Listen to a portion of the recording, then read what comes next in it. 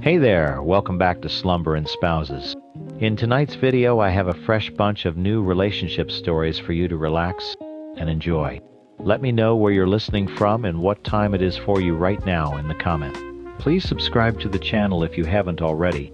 It honestly means a lot to me. Now settle in, let go of the day, and let's start with the first story. Story 1. I remember the exact weight of the invitation in my hand. It was thick, creamy cardstock, the kind of paper that costs an obscene amount per sheet. Maria and I had spent a whole Saturday picking it out laughing, as we ran our fingers over different textures feeling like real honest-to-God adults. The final proof had our names embossed in a deep navy blue, a simple, elegant script that screamed, "Forever." We sent out 112 of them. 112 little packets of joy and obligation mailed off to the people we wanted to watch us promise our lives to each other. 112, not 113. My brother Turk didn't get one.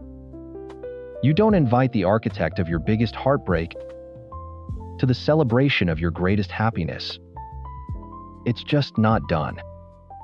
5 years ago, I didn't have nice cardstock. I had a flimsy key to the apartment I shared with my then-girlfriend Jen. I came home early from a work trip, a stupidly oversized teddy bear, buckled into the passenger seat planning a surprise.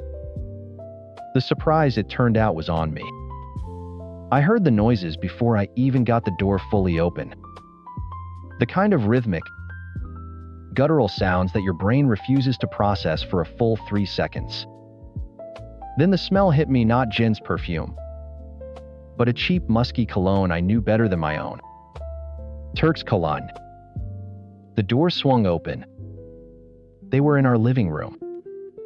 My living room. On the rug I'd spent 2 hours haggling for at a flea market. They didn't even have the decency to do it in the bedroom. My brother was on top of my girlfriend, and the giant teddy bear I was holding stared at them with its dead plastic eyes. They froze. The only thing I remember with perfect clarity is Jen's mouth, a perfect O of shock, and the tattoo on Turk's shoulder blade, a snarling wolf I dared him to get when he was 17. He just stared at me over her shoulder, not with guilt, but with a kind of defiant annoyance, like I was the one who had interrupted something important. I dropped the bear. I didn't say a word. I just turned around, walked out, and closed the door behind me. The next 24 hours were a blur of betrayal. Jen called me sobbing, not apologizing but explaining. "It just happened," she'd cried. "We have a connection, Arthur. You can't fight a connection like this." She broke up with me over the phone while I was sitting in a grimy motel room 2 towns over.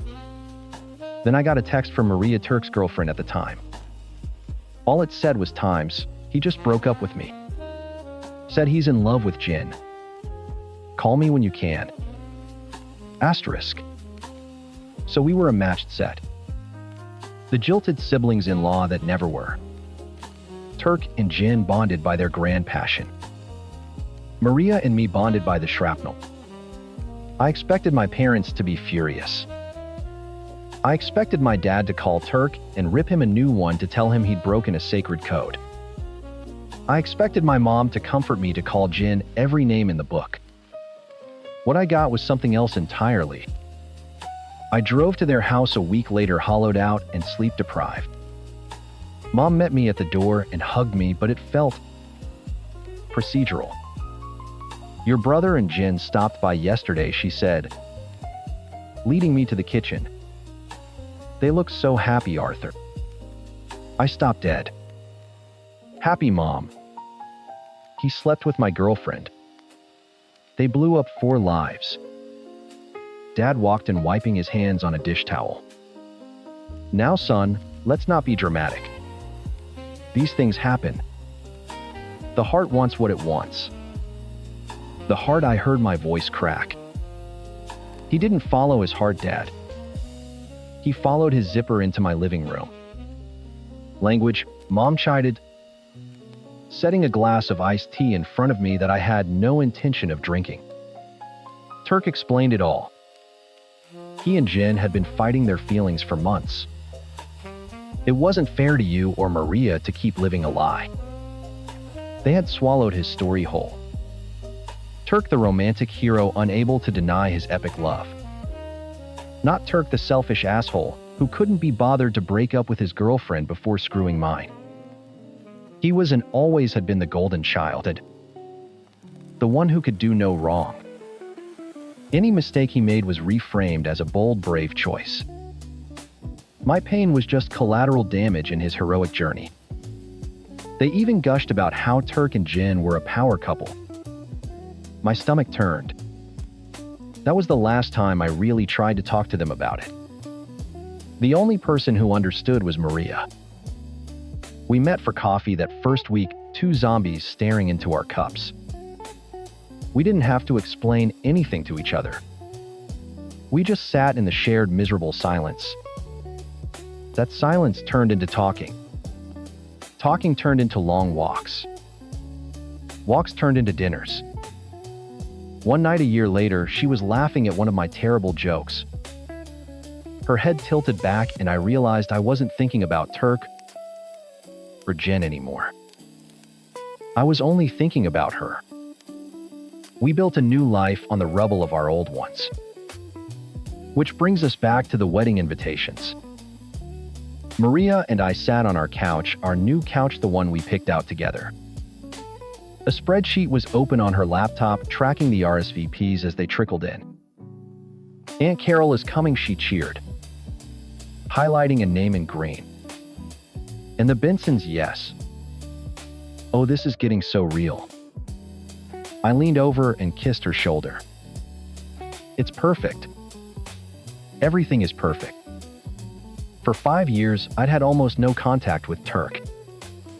He'd never apologized.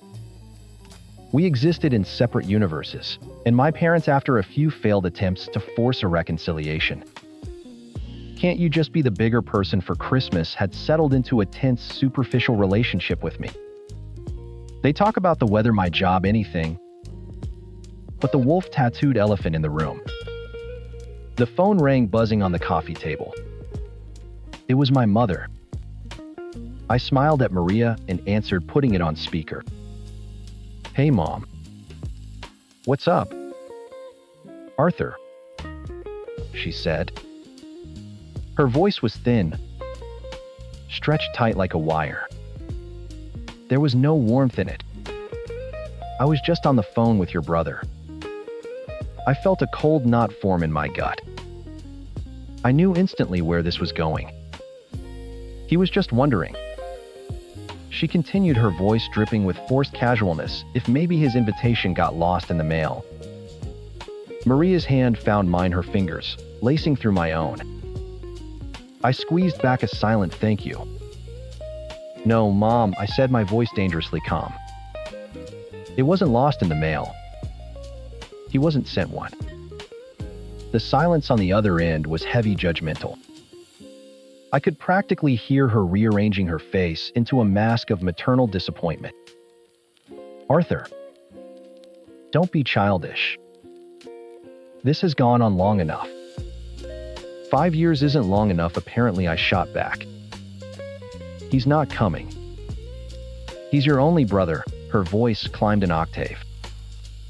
You can't do this to him. To us. What will people think? I really truly could not care less what people think, I said. Maria squeezed my hand again, harder this time. This is our wedding. Maria's and mine. We're celebrating our life together. The one we built after he tried to burn down the old ones. Inviting him would be a slap in the face to her and to me. Well, she said, her voice turning to ice. Then I guess you have a choice to make. If your brother isn't welcome at your wedding, then your father and I won't be either. The ultimatum. I'd known it was coming, but it still felt like a punch to the gut. The final official confirmation that I was and always would be the disposable son. I looked at Maria. Her eyes were wide but steady. She nodded just once. I took a breath. Okay. Okay. My mother squawked. What do you mean time's okay asterisk? Okay, you've made your choice, I said, a strange sense of lightness filling my chest. I'll let the caterer know we'll be too short. It was lovely talking to you, Mom. I hung up before she could respond. The silence in the apartment was deafening. I looked at Maria, my partner, my rock, the one other person on earth who knew the exact shape of this wound. Did I just uninvite my own mother from our wedding? I asked, a half-hysterical laugh bubbling up. She wrapped her arms around my neck. No, she said, her voice firm, her lips brushing my ear. She uninvited herself. And I have never been more proud of you. The phone rang again 20 minutes later. Caller ID, Dad. I let it go to voicemail. He didn't leave a message. Instead, a text popped up. Asterisk. Your mother is hysterical. I can't believe you do this to her. You need to call Turk and apologize and fix this right now. We're a family, asterisk. I deleted it without replying. And then the floodgates opened. My phone started buzzing like a trapped hornet. A number I didn't recognize. I ignored it. It rang again. And again. Then a text message appeared from the same number. Asterisk, Artie, pick up the phone. This is ridiculous. Asterisk. Turk. He hadn't called me Artie since we were kids. It was a cheap, manipulative shot, a ghost of a shared past he had willingly set on fire. I blocked the number. 2 minutes later, another new number started calling. Voicemails started piling up. Asterisk. Seriously. Man. You're going to blow up the whole family over some chick from 5 years ago. Grow up. Asterisk. Asterisk, Mom is crying, you asshole. She's actually crying because of you. You need to fix this. Asterisk. Asterisk. It's not just about me, okay? You just got Mom and Dad disinvited. How selfish can you be? Just send the damn invitations. Asterisk. He even tried messaging Maria on social media, a platform he hadn't used in years. Asterisk, Maria, can you please talk some sense into him? He's destroying our family. Asterisk. She blocked him without a word and slid her phone next to mine on the coffee table. We watched them both vibrate with the onslaught, two frantic black rectangles, poisoning the quiet of our living room. It was insane. After 4 years of absolute unbroken silence, he was acting like I had a moral obligation to answer him. Like his desire to attend a party outweighed the catastrophic damage he'd done. It's not about the wedding, is it? I said, watching my phone screen light up with yet another call. It's about control. They have to be the center of the story. Mom, Dad, the golden boy. They can't stand that we're having a happy ending without their approval. Maria nodded, her expression grim. They're not used to you having a spine. Well, I said, picking up my phone and powering it completely off. They'd better get used to it. A few days of blessed silence passed. We thought naively that it was over. Then Maria's friend sent her a screenshot with a caption, Is this about your fiancé's brother? The post was on Reddit, on one of those I the asshole forums. The title was, Am I the bad guy? For accidentally getting my parents uninvited from my brother's wedding. I read it over her shoulder, a hot, sick feeling rising in my throat. It was a masterpiece of revisionist history. In Turk's version, he and Jin had an emotional affair, and one-time mistake that he deeply regretted. He claimed he tried to apologize for years, but I was too bitter to listen. He painted our parents as benevolent peacemakers, just wanting their two boys to get along. The wedding invitation was the olive branch he'd been waiting for, and my refusal to send it was a cruel final rejection that punished our poor innocent parents. He wrapped it all up with a tear-jerking line times, "I just want my family back. And now I've ruined it for everyone." Asterisk. The comments were a mixed bag. Some people saw through the self-pitying bullshit, but many were siding with him. Asterisk ESH, but your brother needs to get over it. Asterisk asterisk YTA, you punished your parents for your brother's mistake. Asterisk. That son of a bitch, I see. He conveniently left out the part where he was sleeping with my girlfriend on my rug and that Maria was his girlfriend who he dumped via text. Maria looked at me, her eyes flashing. So tell them. What? No. I'm not getting into a public pissing match with my brother. Why not? She challenged. He put this out there. He's twisting everything to make you the villain and us the crazy, unforgiving couple. He's doing it because he knows you'll stay quiet. He's counted on it your whole life. Don't let him control the narrative, Arthur. Not this time. She was right. I grabbed my laptop. I found his post and clicked the reply button. I didn't get emotional. I didn't call him names. I just stated the facts calmly and clearly. Asterisk. I'm the brother in this post. Here's the context that was omitted. Asterisk. I laid it all out. Coming home early. The living room rug. The simultaneous brutal breakups. The complete lack of an apology for 5 years. My parents celebrating their new power couple while I was sleeping in a motel. The ultimatum they gave me. The barrage of harassing calls and texts.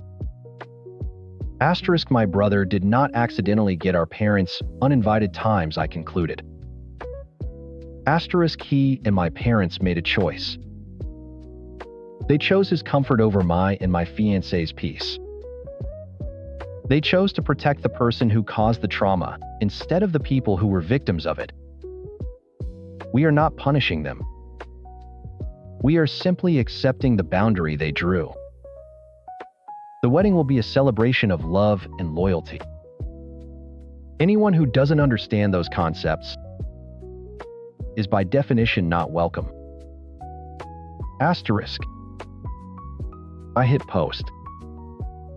The turnaround was immediate and absolute. The moderators added a disputed flair to Turk's post. My comment was flooded with awards and upvotes. NTA. Holy crap, NTA. Asterisk. Your brother and parents are a toxic waste dump. Run and don't look back. Asterisk. Asterisk. Congratulations on the wedding and on your shiny new spine. Asterisk. Asterisk. Send us pics of the wedding. We're all invested now. Asterisk. A stranger on the internet sent me a link to a community about narcissistic families. Reading through the posts was like reading a biography I didn't know I'd written. The golden child. The scapegoat. The flying monkeys. It all clicked into place. Turk deleted his post within an hour. But it was too late. The screenshots were everywhere. The family wasn't just fractured. It was publicly dissected. That night, Maria and I sat on our balcony. Our phones were off. The city lights twinkled below a sea of a million other stories. For the first time in 5 years, the knot in my stomach was gone. It wasn't a victory. It was just quiet. The quiet that comes after a long and necessary storm. "Do you regret it?" she asked softly, leaning her head on my shoulder. I thought about the angry voicemails, the self-pitying Reddit posts, the years of quiet compromises and swallowed pain. I thought about the creamy, thick invitation sitting on my Aunt Carol's mantle. Then, I looked at Maria, the woman who had helped me rebuild from the wreckage. The only person whose opinion ever truly mattered. "No," I said, kissing the top of her head. "I don't. I'm finally free." Story 2. My 18th birthday party was a masterclass in emotional whiplash. My mom baked my favorite chocolate cake, the one with the thick fudgy icing. My dad gave me a firm one-armed hug and a crisp card. Inside was a check for $5,000. "Happy birthday, son," he said, his voice full of manufactured gravity. "Consider it a head start for your future." I was floored. $5,000 was a fortune. I started babbling about a down payment on a used car, textbooks for college, maybe even a new computer. My parents smiled and nodded, letting me dream for a full 60 seconds before my mom sliced the first piece of cake and delivered the knockout blow. "And speaking of the future," she said, her voice unnervingly cheerful, "your rent will be $500 a month starting on the 1st. Time to pull your own weight." I stared at her, the fork halfway to my mouth. "My rent." Of course, Dad chimed in, taking a bite of cake. "You're an adult now. This is how the real world works." My brother David, then a pimply 1-2-year-old, snickered from across the table. My sister Chloe Tin just looked confused. The check in my hand suddenly felt less like a gift and more like a severance package. 10 months. I had 10 months before my Head Start was gone, paid directly back to the people who gave it to me. The real world, it turned out, was brutal. While my friends were enjoying their last summer of freedom, I was bagging groceries and bussing tables. College started and the pressure cooker was on full blast. I worked 2, sometimes 3 part-time jobs while juggling a full course load. I lived on instant noodles and cheap coffee, fueled by scholarships I spent every spare hour applying for. Meanwhile, life back at the family home was a different story. David and Chloe were never asked for a dime. When Chloe went to a private university 4 years later, my parents proudly announced they were covering her tuition. All of it. David, who decided college wasn't for him, just stayed. To this day, at 26, he still lives in his childhood bedroom rent-free. His biggest contribution to the household being the weekly mowing of the lawn. My relationship with my parents evaporated. It wasn't one big fight. It was a slow, agonizing death by 1,000 cuts. Every time I called home exhausted and stressed, the conversation was the same. "You sound tired, Benjamin." "I am, Mom. I worked a double last night and have a midterm in an hour." Well, nobody said it would be easy. This is building character. They never asked if I needed anything. They never offered a single dollar after that first check. The few times I visited, I felt like a stranger. They talk about the family cruise they took, the new car they bought Chloe for graduation, the gaming system they got David for Christmas. I just nod, the taste of cheap ramen still lingering in my mouth. By the time I graduated with honors and a mountain of student loans they knew nothing about, we were communicating through a perfunctory phone call on birthdays and Christmas. 16 years of that. Now I'm 34. I have a career, I'm proud of a condo overlooking the city, and a fiancée, Anna, who is the best thing that has ever happened to me. She's the one who convinced me to send them an invitation. They're still your family. Binsheet said, her hand gently rubbing my back as I hovered over the send button on the digital invite. Maybe this is a chance to, I don't know, start over. So I sent it. A beautiful minimalist invitation with a photo of Anna and me laughing on the coast. I sent it, and for 2 weeks I heard nothing. No RSVP. No text. Just silence. I was almost relieved. It was the answer I expected. Then last night my phone rang. It was my mother. Benjamin, she began, no preamble. No hello. Her voice was tight, coiled like a spring. Your father and I received your announcement. It's a wedding invitation, Mom. We're aware, she snapped. The question is, why is this the first we're hearing of any of it? I had to find out my own son was engaged from a piece of stationery. Do you have any idea how embarrassing that is? I took a deep breath, pinching the bridge of my nose. Anna looked over from the couch, her expression worried. Mom, we haven't really talked in years. I figured an invitation was the appropriate way to let you know. Appropriate, I could hear my dad pick up the extension. His voice boomed in my ear. There's nothing appropriate about this, son. Your mother should have been involved. Helping Anna pick her dress, tasting cakes, looking at venues with you. We're your parents. I almost laughed. It was so absurd, so completely detached from our reality. Involved? You haven't been involved in my life since I was 18. You haven't met Anna. You don't know my address. You want to taste cakes, but you couldn't be bothered to ask what I do for a living. There was a pause. I thought for a fleeting second that I might have gotten through to them. I was wrong. Oh, don't be so dramatic. My mother said, her voice dripping with dismissive condescension. You're still holding on to that. We were doing what we thought was best.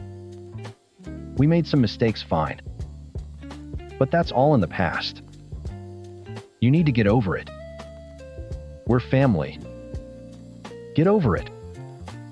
The words caught in my throat. The rage was a physical thing, hot and metallic, rising in my chest. You taught me what family meant the day you started charging me rent. You showed me what it meant when you paid for Chloe's entire education and let David live off you his whole life. That's not in the past, Mom. That's a choice you made and you keep making. That's completely different, my father blustered. Our financial situation was better then. You should be proud of the independence we taught you. Proud? I finally did laugh, a hollow, bitter sound. You didn't teach me independence. You abandoned me. You cashed me out for $5,000 and washed your hands of me. And now you have the audacity to be angry. You're not a bigger part of the wedding. A wedding you wouldn't be invited to at all if it wasn't for Anna's goodwill. You watch your tone, Benjamin, my mother warned, her voice dangerously quiet. We are your parents, and we deserve respect. We deserve to be a central part of our firstborn's wedding day. It's what we're owed. Owed. The word hung in the air between us, sparking like a downed power line. All the years of struggle, of feeling like a ghost in my own family, of watching my siblings get the life I could have only dreamed of, it all coalesced around that single monumentally entitled word. You are owed nothing, I said, my voice as cold and sharp as broken glass. My mother started to shout something about disrespect and filial duty, but I wasn't listening anymore. An idea was forming in my mind, a terrible, beautiful, and perfectly petty idea. A way to finally make them understand. A way to speak their language. The only language they'd ever truly value. Money. "You're owed nothing," I repeated to the dead air, after hanging up the words tasting like victory. I turned to Anna, whose eyes were wide with a mixture of shock and awe. "Wow," was all she said. "Wow is right," I replied, a slow, predatory grin spreading across my face. "Get the laptop." For the next hour, we weren't planning a wedding. We were conducting an audit of my forgotten childhood. I pulled up my old bank statements, the university's tuition archive, and Zillow for historical rent estimates in my parents' neighborhood. It was a macabre scavenger hunt through the life I was forced to build myself. "Okay," I said, my fingers flying across the keyboard. "Rent. They charged me $500 a month. I stayed for 10 months before I moved into the dorms, so that's $5,000 right there. The exact head start they gave me." Anna jotted it down on a notepad.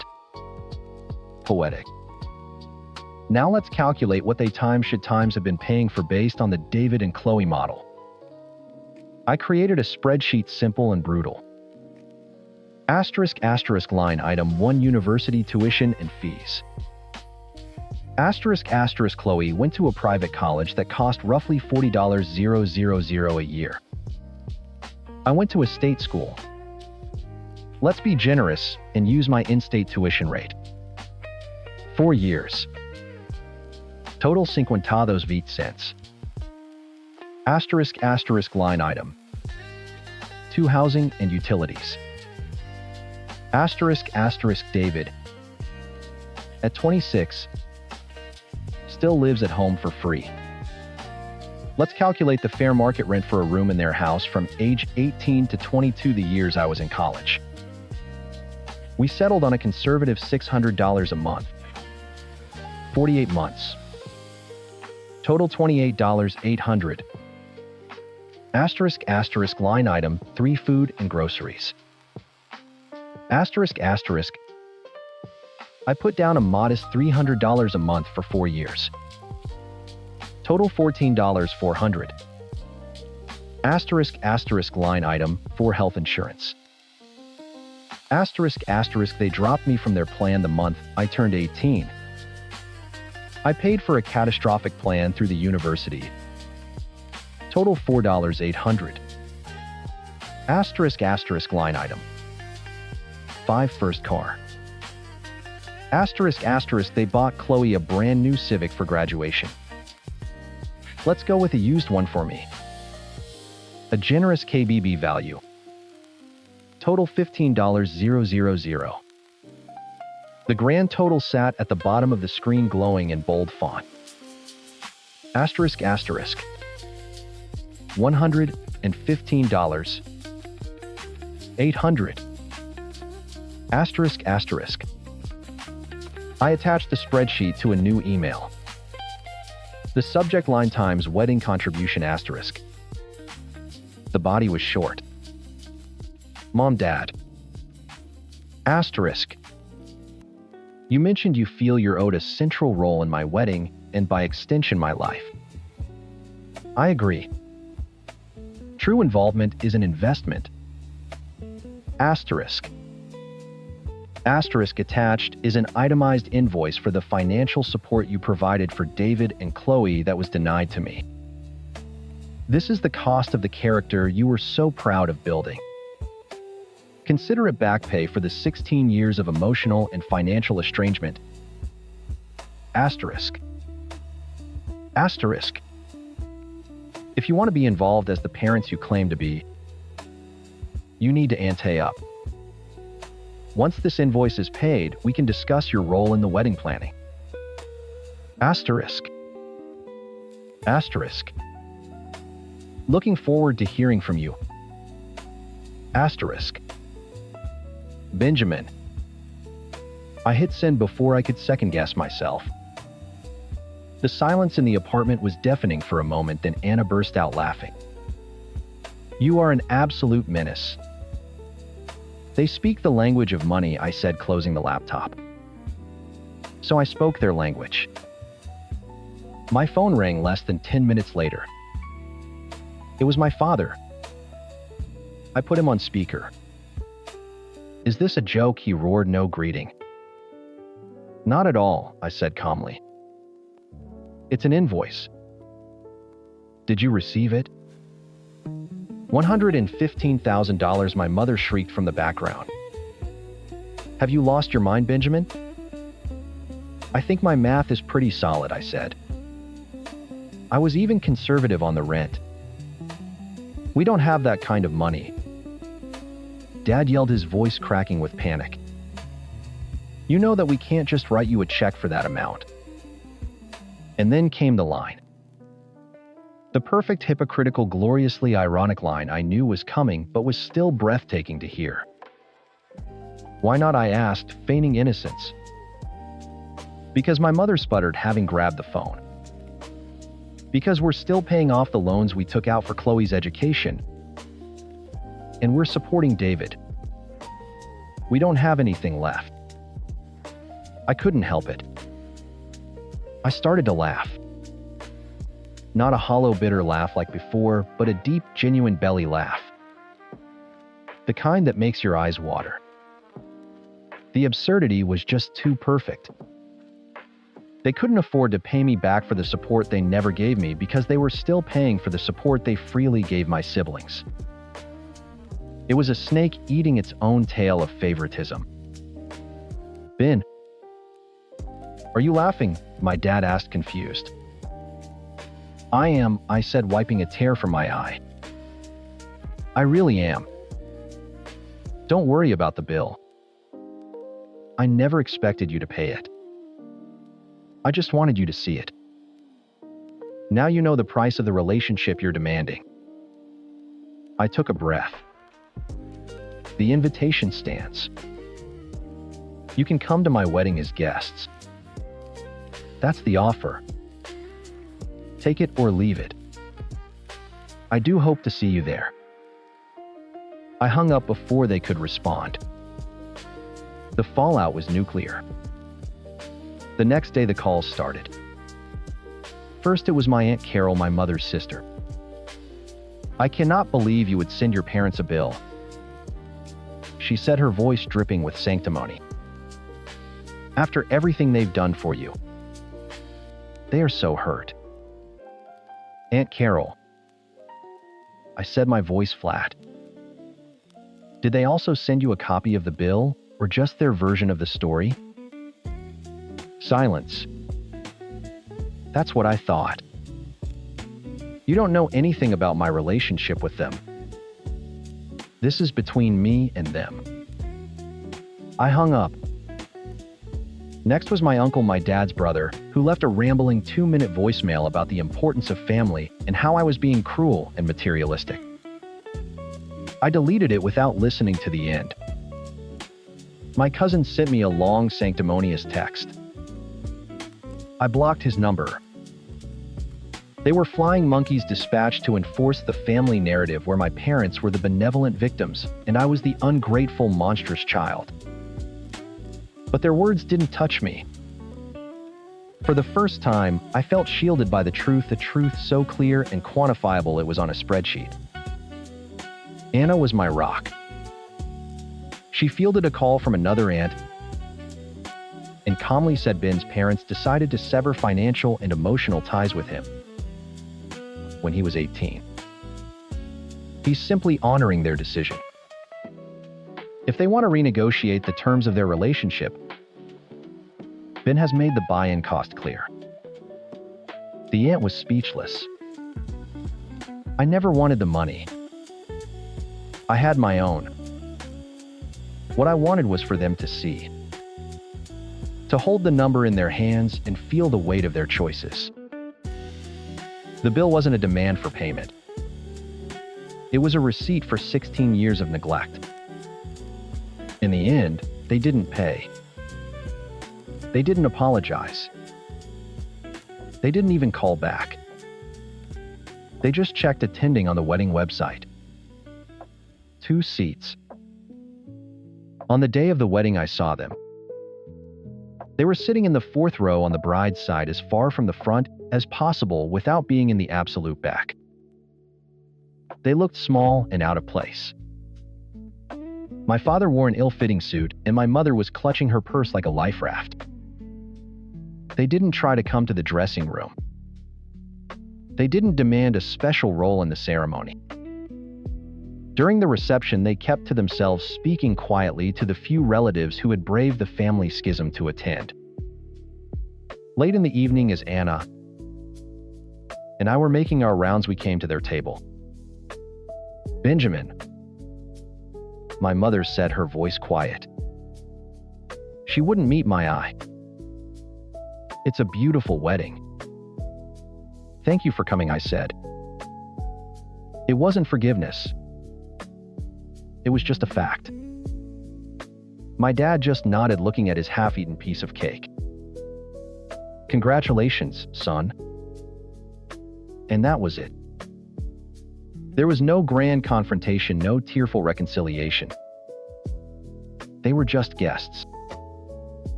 They had accepted the role they had earned. As I walked away holding my wife's hand, I felt a profound sense of peace. The ledger was balanced. I didn't get the parents I might have deserved, but I had finally gotten the space I needed. They could have their yearly phone calls. I had Anna. I had my life. I was finally completely independent. And it had cost them nothing but the one thing they thought they were owed for free me. Story 3. The woman I married wasn't just understanding.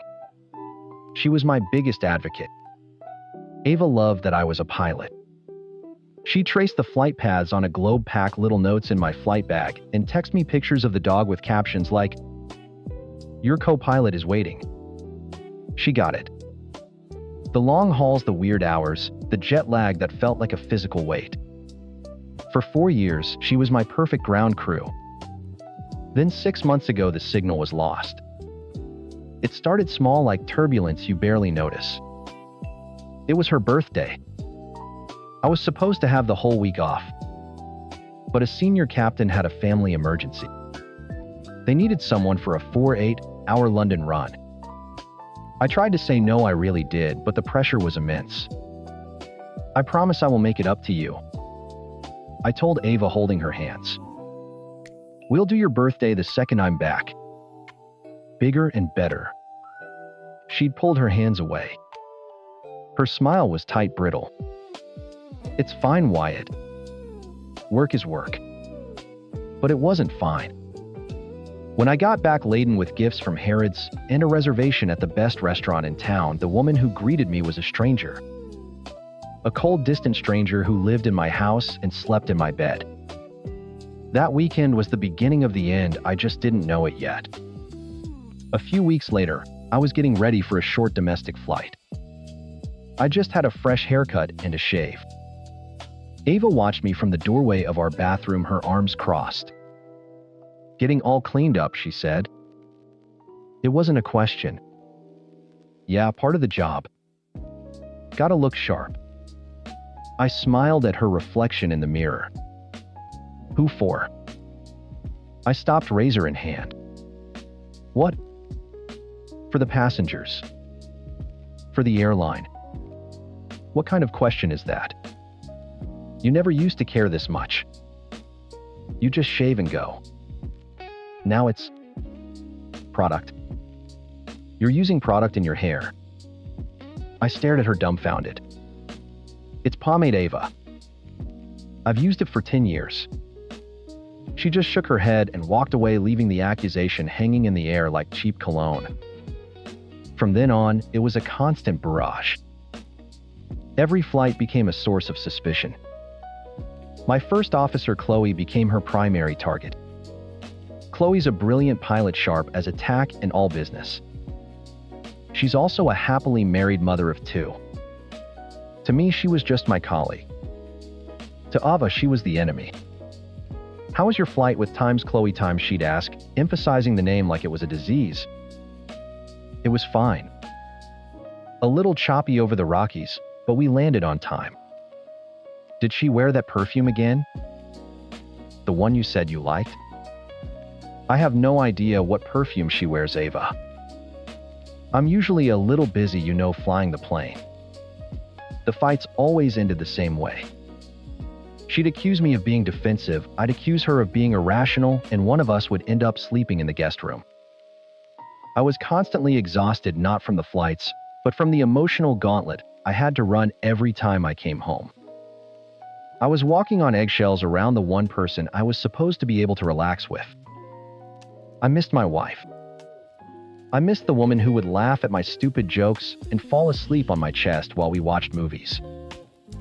This new version of Ava was a ghost haunting our home with paranoia and resentment. I couldn't lose her. I wouldn't. Our 5th anniversary was coming up. This was it. This was my chance to pull us out of this nosedive. I needed a grand gesture, something so undeniable it would shatter this wall of suspicion she'd built between us. The plan was risky, but I was desperate. I booked a surprise 10-day trip to Bali. A private villa, infinity pool, the works. The same place she'd bookmarked on her laptop a year ago, sighing about how we'd go someday. I got the time off approved, bought the tickets, and arranged everything. The hard part, I had to pretend I forgot our anniversary. The week leading up to it was brutal. Every day she dropped hints. Can you believe it's been almost 5 years, she'd say, watching my face for any flicker of recognition? I played dumb, grunting about a flight simulator exam or a new route schedule.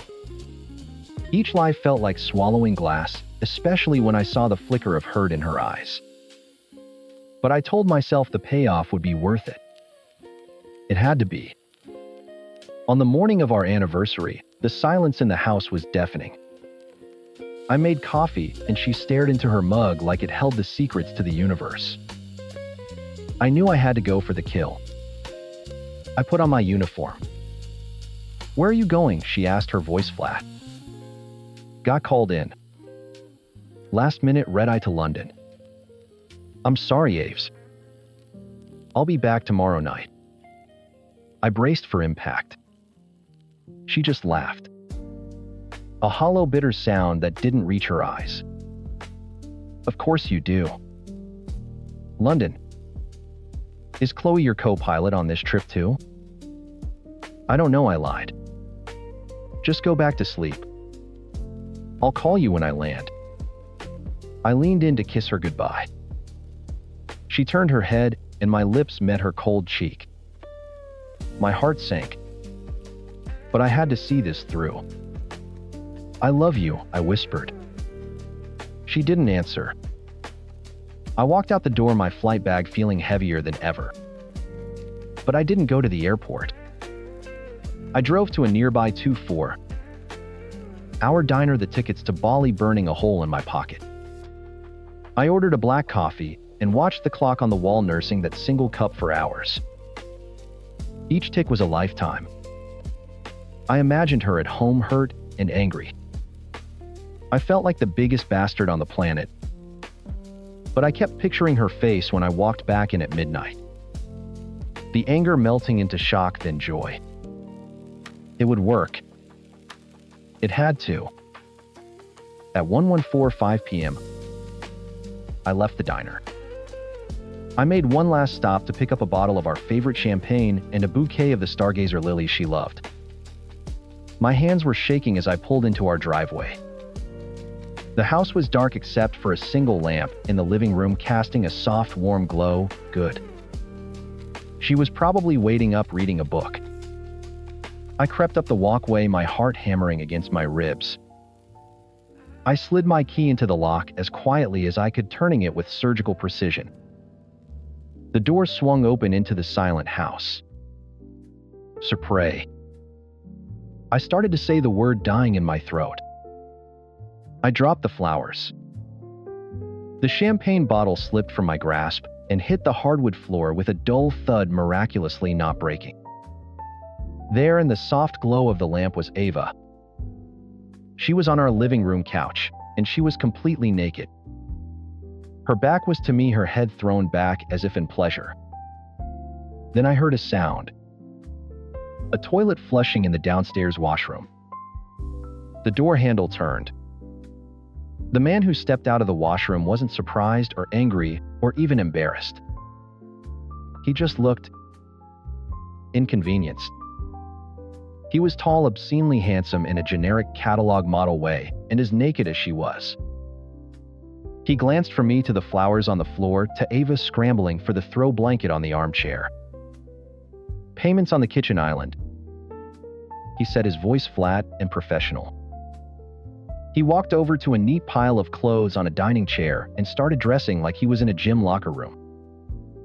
My brain finally caught up. Payment. Hired. This wasn't a lover. This was a transaction.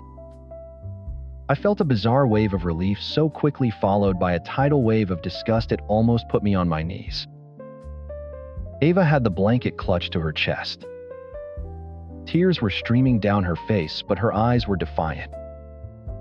"You forgot," she hissed, her voice trembling with a rage that felt rehearsed. "You left me. On our anniversary."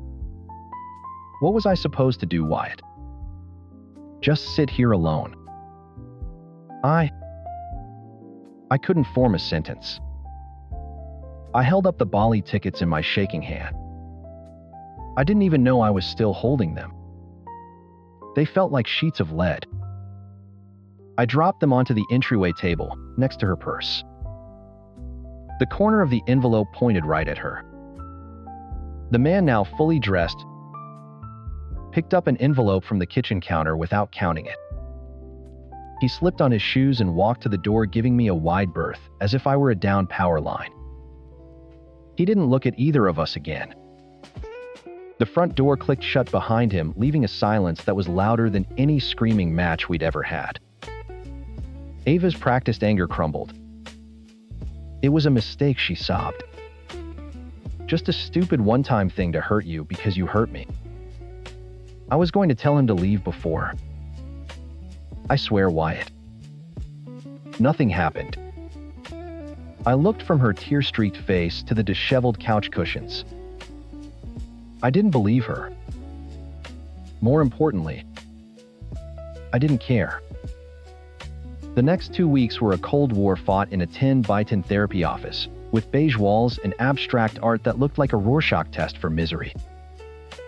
Ava begged for us to go. I agreed, not because I wanted to save us, but because I needed a witness to the demolition. Dr. Albright was a calm woman in her 50s with kind eyes that didn't miss a thing. For 2 sessions, Ava performed her monologue. The lonely wife, the forgotten anniversary, the one-time desperate cry for attention. She cried on cue. She looked at me with pleading eyes. I just sat there, a block of ice, saying nothing. On the 3rd session, Dr. Albright leaned forward. "Ava," she said gently, "your pain over the anniversary is valid. But Wyatt, you've mentioned this. Disconnect began months ago. Right after your birthday." I nodded, once my eyes fixed on Ava.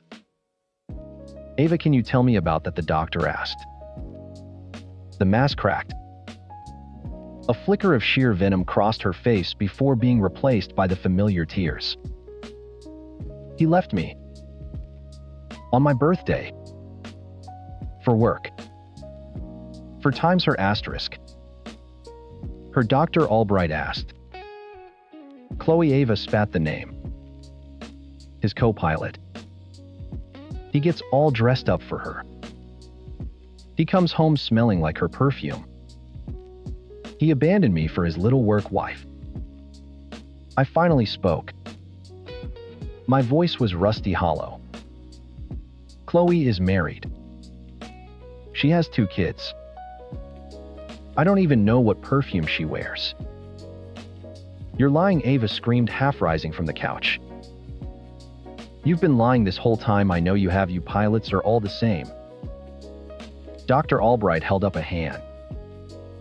"Ava, let's stay on the topic. Your assumption that Wyatt was being unfaithful seems to be the root of this. Is it an assumption, or do you have proof?" Ava laughed, the same hollow, bitter sound from our anniversary morning. It scraped my nerve endings raw. Proof, she said, her voice dropping to a conspiratorial whisper. I don't need proof. She finally looked me dead in the eye, and the stranger was back. But this time, she wasn't cold and distant. She was burning. Fine. You want the truth. You want to know what happened on my birthday. I went out. I got drunk. And I went home with the first man who told me I was beautiful. The air left the room. Dr. Albright's pen froze over her notepad. I just stared. 6 months. It wasn't a one-time act of revenge. It was a pattern. A lifestyle. And it wasn't just him, she continued, the words spilling out like poison. There have been others. Why not? You think I'm stupid? You think I believe you're spending all those nights in hotels around the world just sleeping? I was just leveling the playing field. I felt nothing. Not rage, not sadness. It was like watching a plane crash from 1,000 miles away. A distant, silent tragedy that had already happened. The woman I married had died 6 months ago. And I was only just now attending the funeral. I stood up. I'm done. I said, my voice eerily calm. We're done. I walked out of the office, leaving the three of them, Ava, her confession, and the stunned therapist in that sterile beige room. When her parents arrived the next afternoon, they found Ava sitting on the floor surrounded by suitcases, weeping. Her mother rushed to her side while her father, a stern man named Robert I'd always respected, fixed me with a glare. I cannot believe you're doing this, Wyatt, her mother, Carol said, stroking Ava's hair. Marriage is hard. The life of a pilot's wife is lonely. You can't just throw it away. This is on you, Robert added, his voice low and accusatory. A man is supposed to provide, yes, but he's also supposed to be present. If you can't handle the job and the marriage, you get a new job. I stood there and took it. I let them say their piece, let them paint me as the villain, the absent husband who broke their little girl's heart. When they were finally out of breath, I looked at Robert. She cheated on me, I said. Carol scoffed. Oh, please. Ava told us about your anniversary. She made a foolish mistake because she was heartbroken. No, I cut her off, my voice like steel. Not one mistake. It started 6 months ago on her birthday. She confessed it all in front of our marriage counselor yesterday. There have been multiple men, Carol. She justified it because she assumed I was cheating on her during my layovers. The righteous anger drained from their faces, replaced by slack-jawed horror. They both turned to look at their daughter, who was now sobbing into her hands for a completely different reason. She wasn't heartbroken. She was caught. Robert's face hardened into a mask of pure disgust. He looked at his daughter on the floor as if she were a stranger. Get up, Ava, he said. The command was quiet, but it cracked like a whip in the silent room. Get your things in the car.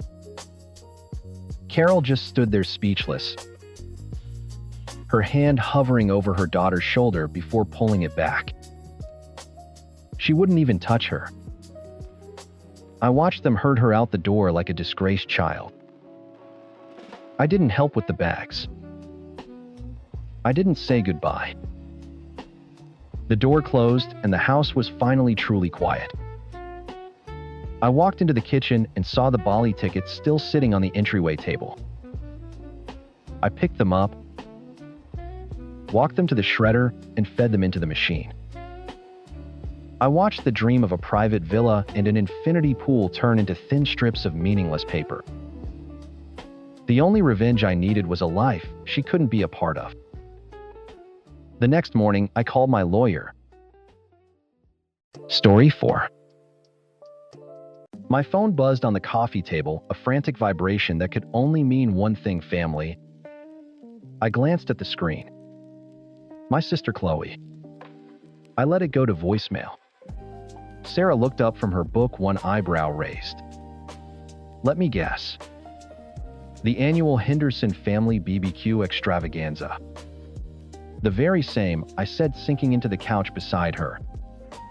An event so prestigious we get a guilt trip invitation an hour before it starts. My phone buzzed again. This time it was Brenda, my other sister. I silenced it. 2 minutes later, a text from my mom. Times. Your sisters are expecting you. It's family Lucas, asterisk.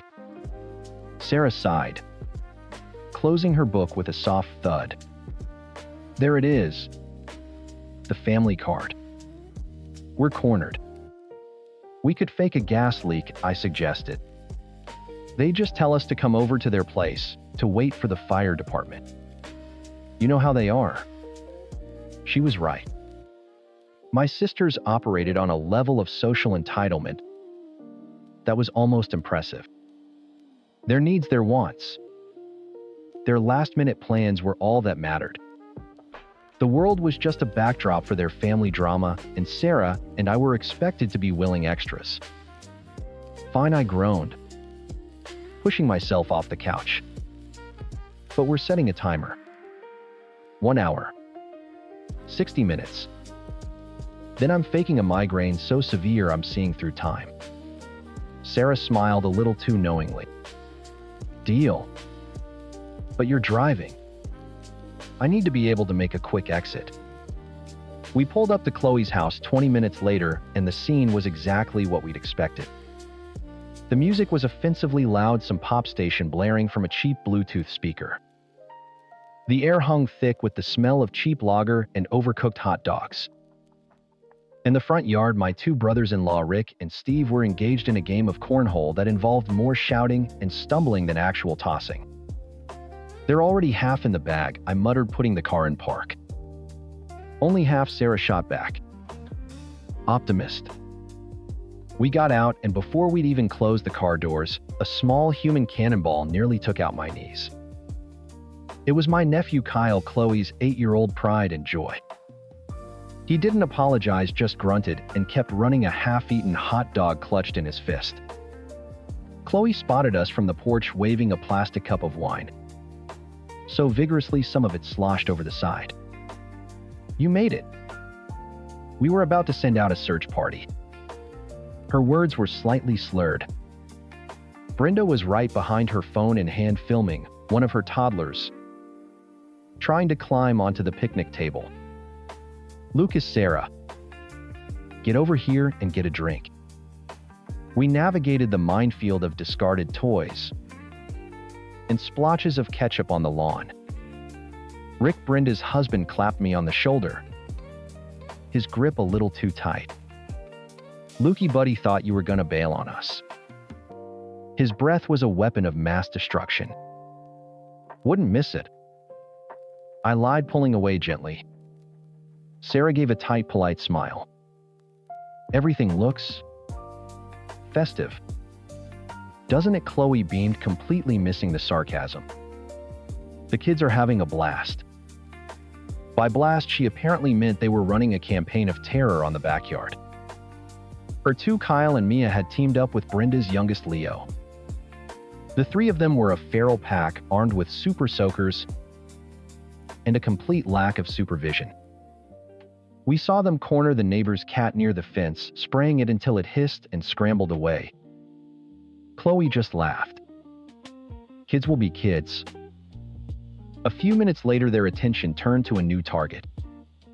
Mr. Henderson from next door, a quiet, retired man who had the misfortune of sharing a fence line with my sister, poked his head over. Chloe dear, he said timidly. The music is just a little loud. My wife is trying to nap. Before Chloe could even form a response, Rick shouted, "Hey Henderson. Come on in, have a beer, loosen up." Mr. Henderson gave a hesitant smile and unlatched the gate, stepping into the yard. It was a mistake. I saw the look exchanged between the kids. It was predatory. They lowered their water guns and went into a huddle. "Oh, no," Sarah whispered next to me. "Don't get involved," I said, grabbing her hand. "It's not our circus." Mr. Henderson was trying to have a polite conversation with Steve, who was mostly just nodding and staring at the grill. The man was a saint for even trying. He stood with his back to the pool, gesturing kindly as he spoke. Then the attack came. Kyle gave the signal a high-pitched "now." The three of them charged a shrieking unified force. They hit Mr. Henderson. Low right, behind the knees. He yelped in surprise, his arms flailing wildly as his balance gave way. He teetered on the edge for a split second, a look of pure shock on his face, before toppling backward into the pool with a massive splash. Silence for a moment. Then an eruption of laughter. Not just from the kids, my sisters and their husbands were howling. Chloe was doubled over, slapping her knee. Steve actually high-fived Kyle. "That's my boy," he roared. "Total savage." Mr. Henderson sputtered to the surface, his glasses askew, his nice polo shirt soaked. He was mortified, struggling to paddle to the steps. He didn't look angry, just deeply embarrassed and confused. "Oh my God. Dave, did you see that?" Brenda shrieked, fumbling with her phone. I wish I'd gotten that on video. No one moved to help him. They just pointed and laughed as the poor man climbed out of the pool, dripping and defeated, and scurried back to his own yard without another word. I felt sick. I looked at Sarah, and her face was pale, her jaw tight with fury. "That's it. We're leaving. We haven't hit the hour mark," I said, though I agreed with her. "I don't care." My migraine just became a full-blown aneurysm. We started making our excuses, trying to find a lull in the cackling. We decided to just slip out a classic Irish goodbye. It was the only way to avoid a drawn-out argument. We made it halfway to the gate. "Hey, where are you two going?" It was Rick. He cornered me by the drinks cooler, sloshing beer from his cup as he gestured. "The party's just getting started. Lucas has a killer headache," Sarah said smoothly, putting a comforting hand on my back. "We probably need to get going." "Nonsense," Rick boomed. "I've got the cure for that." He gestured vaguely toward the cooler. I was standing right on the edge of the concrete patio, the pool just a few feet behind me. The cool, chlorinated air felt damp against my neck.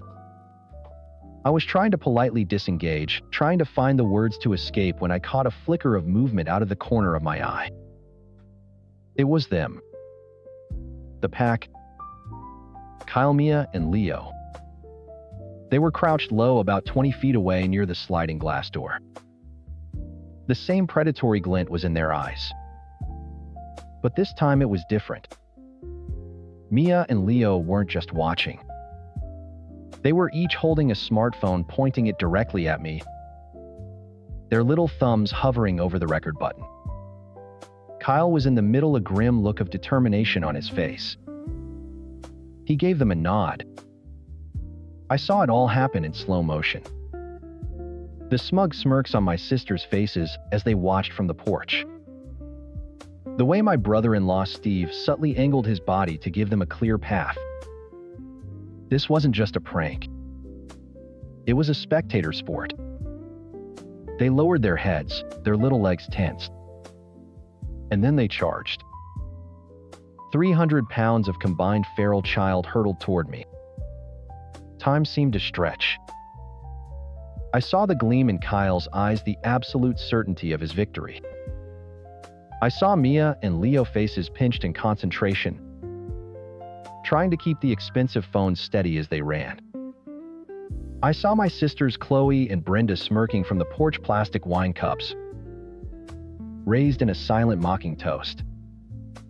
They expected me to be the punchline, the good sport, the next Mr. Henderson. Not a chance in hell. In the last possible fraction of a second, as Kyle's grubby hands reached for my chest, I took one sharp, decisive step to my left. It was beautifully simple. I didn't trip them. I didn't push them. I just wasn't there anymore. Physics did the rest. Their own forward momentum became their enemy. Kyle, at the front of the V formation, let out a surprised grunt as his push met empty air. He windmilled his arms, a frantic comical dance on the edge of the pool before gravity won. He went in with a huge splash. Mia and Leo, running right behind him, had no time to stop. They crashed into each other in a tangle of limbs and shrieks, toppling over the edge in a second, much messier splash. Two small dark rectangles, the iPhones followed them, arcing gracefully through the air before hitting the water with a pair of quiet final times, plips asterisk. They sank instantly. For a full second, the world was silent, save for the sound of displaced water slapping against the sides of the pool. The party music suddenly felt 1,000 miles away. Then chaos erupted. They can't swim. Mia and Leo can't swim. Brenda shrieked, her voice a piercing siren of drunken panic. Steve and Rick, suddenly looking much more sober, scrambled into action. Steve cannonballed into the pool clothes, and all while Rick ran around the side. Kyle was already paddling, gasping, but Mia and Leo were flailing wildly in the shallow end, sputtering and screaming. Chloe and Brenda weren't moving toward the pool. They were moving toward me. "What did you do?" Chloe screamed, her face a mask of rage. She pointed a trembling, wine-stained finger at me. "You pushed them." "I didn't touch them," I said, my voice dangerously calm. Sarah was at my side now, a protective hand on my arm. "We saw you," Brenda cried, her eyes wide with a mixture of fear and fury. "You tripped them. You could have killed them." By now, Steve had hauled a coughing Leo out of the water, and Rick was helping a sobbing Mia up the steps. The immediate danger was over. The blame game was just beginning. "My phone," Brenda wailed, peering into the chlorinated water. "My new iPhone, it's ruined." "Mine too," Chloe added, rounding on me again. "What the hell is wrong with you, Lucas?" They were just having fun. The sheer staggering hypocrisy of it all snapped something inside me. "Fun?" I shot back, my voice rising. "Was it fun when they did the exact same thing to Mr. Henderson 10 minutes ago? You were all laughing your asses off then. You high-fived him, Steve." Steve, dripping wet and holding his whimpering son, glared at me. "That was different. That was a joke." "So, it's a joke when it's a 70-year-old man, but it's attempted murder when it's your own unsupervised kids trying to do it to me." I took a step forward. They were charging at me. You all saw it. You encouraged it. Your job is to watch your kids, not set them on people like a pack of dogs. They're children. Chloe yelled, her face turning blotchy. "You're a grown man. You're supposed to be the adult. You should have just let them push you in. What's the big deal?" "The big deal," Sarah cut in, her voice like ice, "is that my husband doesn't have to be assaulted for your children's amusement. The big deal is that my phone is in my pocket, not at the bottom of your pool, and we aren't obligated to sacrifice our property for a prank you were too drunk to supervise. Rick staggered over, poking a wet finger in my direction. You're gonna pay for those phones, buddy. That's $2,000 easy. I laughed. A real actual laugh. It was so absurd, so perfectly them. Get out of my face, Rick. I'm not paying for anything. Pay attention to your kids. That's it. We're leaving, Sarah said, tugging my arm firmly. Yeah, you better run. Brenda screamed after us as we turned our backs on the scene, the crying kids wrapped in towels, the sputtering husbands, the two furious drunk sisters standing at the edge of their disaster. You always thought you were better than us. Chloe's voice cracked with rage. Coming to our party and hurting our kids. We didn't look back. We walked past the discarded toys, past the smoldering grill, and got into our car. The engine turning over was the best sound I'd heard all day. As I pulled away from the curb, I could still see them in the rearview mirror, a dysfunctional tableau of shouting and gesturing. The silence in the car was heavy for the first few minutes. Then, Sarah said, "Well, my aneurysm has been downgraded to a mild stroke." Progress. I reached over and took her hand. I'm sorry. I never should have agreed to go. No, she said, squeezing my hand tightly. I'm not. I think we needed that. We got home and the assault began. My phone, which had thankfully stayed dry, started buzzing relentlessly. A text from Chloe Times, "I can't believe you. The kids are traumatized. You better make this right. Asterisk." A text from Brenda Times. "We're sending you the bill for the phones. Don't think you can get out of this. Asterisk." Then a text from Rick Times. "Answer your phone, you coward." Asterisk. I showed them to Sarah. She just shook her head, a grim smile on her face. Then my phone rang. It was my mom. I knew what this was. The guilt trip cavalry had arrived. I answered, putting it on speaker. "Lucas," she began, her voice strained with disappointment. "Your sisters are hysterical. They said you attacked the children." "Mom, that's not what happened," I started. But Sarah held up a hand, stopping me.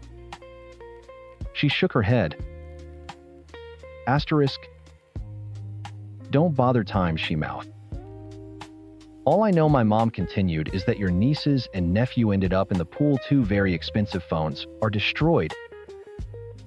And you're at the center of it. Sometimes in a family, you just have to be the bigger person. You should have just let them push you in, for goodness sake. It would have all been a laugh." I felt the last thread of familial obligation snap.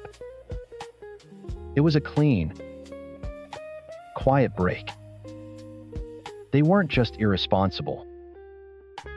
They were a collective delusion, a cult of zero accountability. "Okay, Mom," I said, my voice flat. "You need to call your sisters and apologize. And you need to pay for those phones. It's the right thing to do." "Got it," I said. "Talk to you later." I hung up before she could reply. I looked at Sarah. Her expression was unreadable for a moment. And I felt a pang of fear that she would tell me to just pay it, to smooth things over, to keep the peace. Instead, she walked over to me, took the phone from my hand, and looked me directly in the eyes. "Block them," she said. "What?" "Chloe. Brenda. Rick. Steve. your mom. Block their numbers. Right now. A slow smile spread across my face. All of them. All of them, she confirmed. We're done. The circus has officially left town. One by one, I tapped their names and hit block contact. With each press, I felt a weight I didn't even know I was carrying lift off my shoulders. It was a strange, exhilarating feeling. Freedom. When I was done, I set the phone down on the counter. The house was quiet. Peaceful. For the first time in years, the threat of a family emergency was gone. Sarah wrapped her arms around my neck. So she said, a mischievous glint in her eye. What do you want to do with our wonderfully, gloriously empty weekend?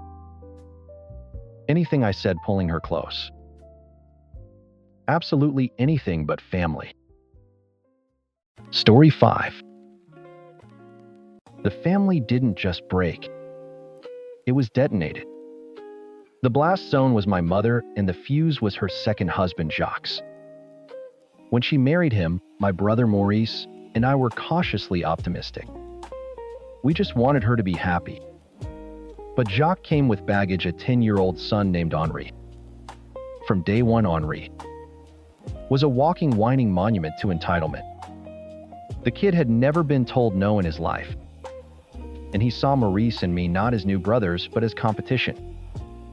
The first real crack appeared at Christmas. My grandparents, Mom's parents, always went all out.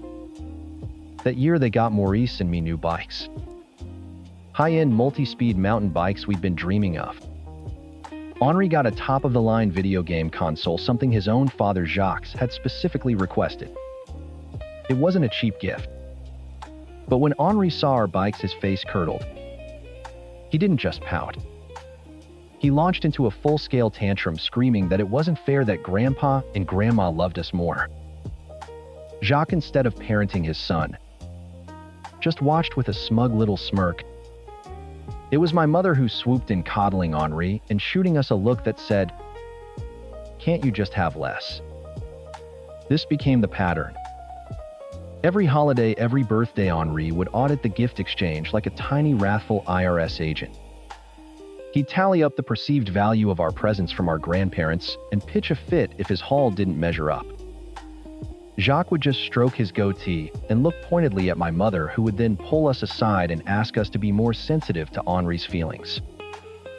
The pressure campaign culminated a few months later. Jacques, who had been whispering in Mom's ear for weeks, finally made his move. Mom drove over to our grandparents' house alone. Maurice and I found out what happened later that night, piecing it together from her tearful rage and a grim, tight-lipped phone call from Grandpa.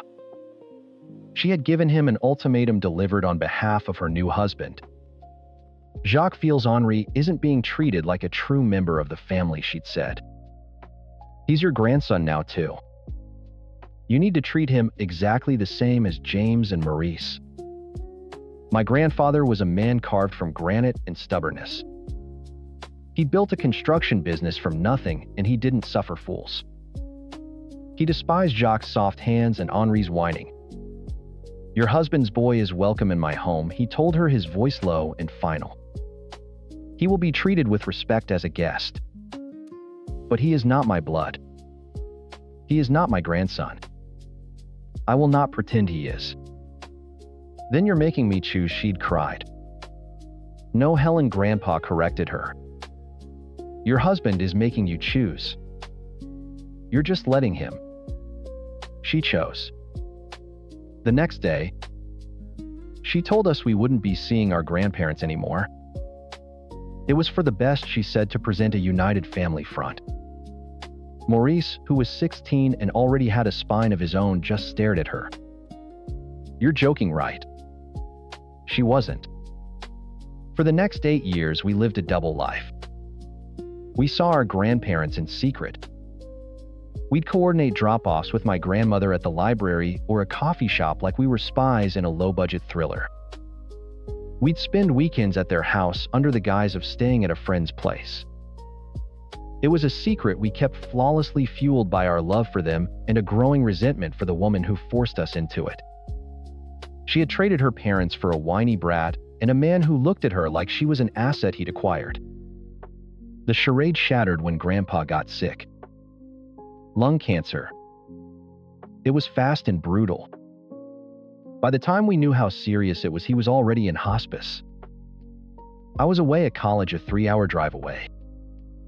I got the call from Grandma on a Thursday night.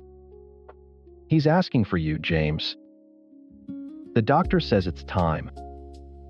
I threw my stuff in a bag and called my mom on the road, knowing I'd have to go through her to get the hospice details. It was a mistake. "You are not going," she said, her voice cold and sharp. "You will not disrespect your family this way." "My family, Grandpa, is my family.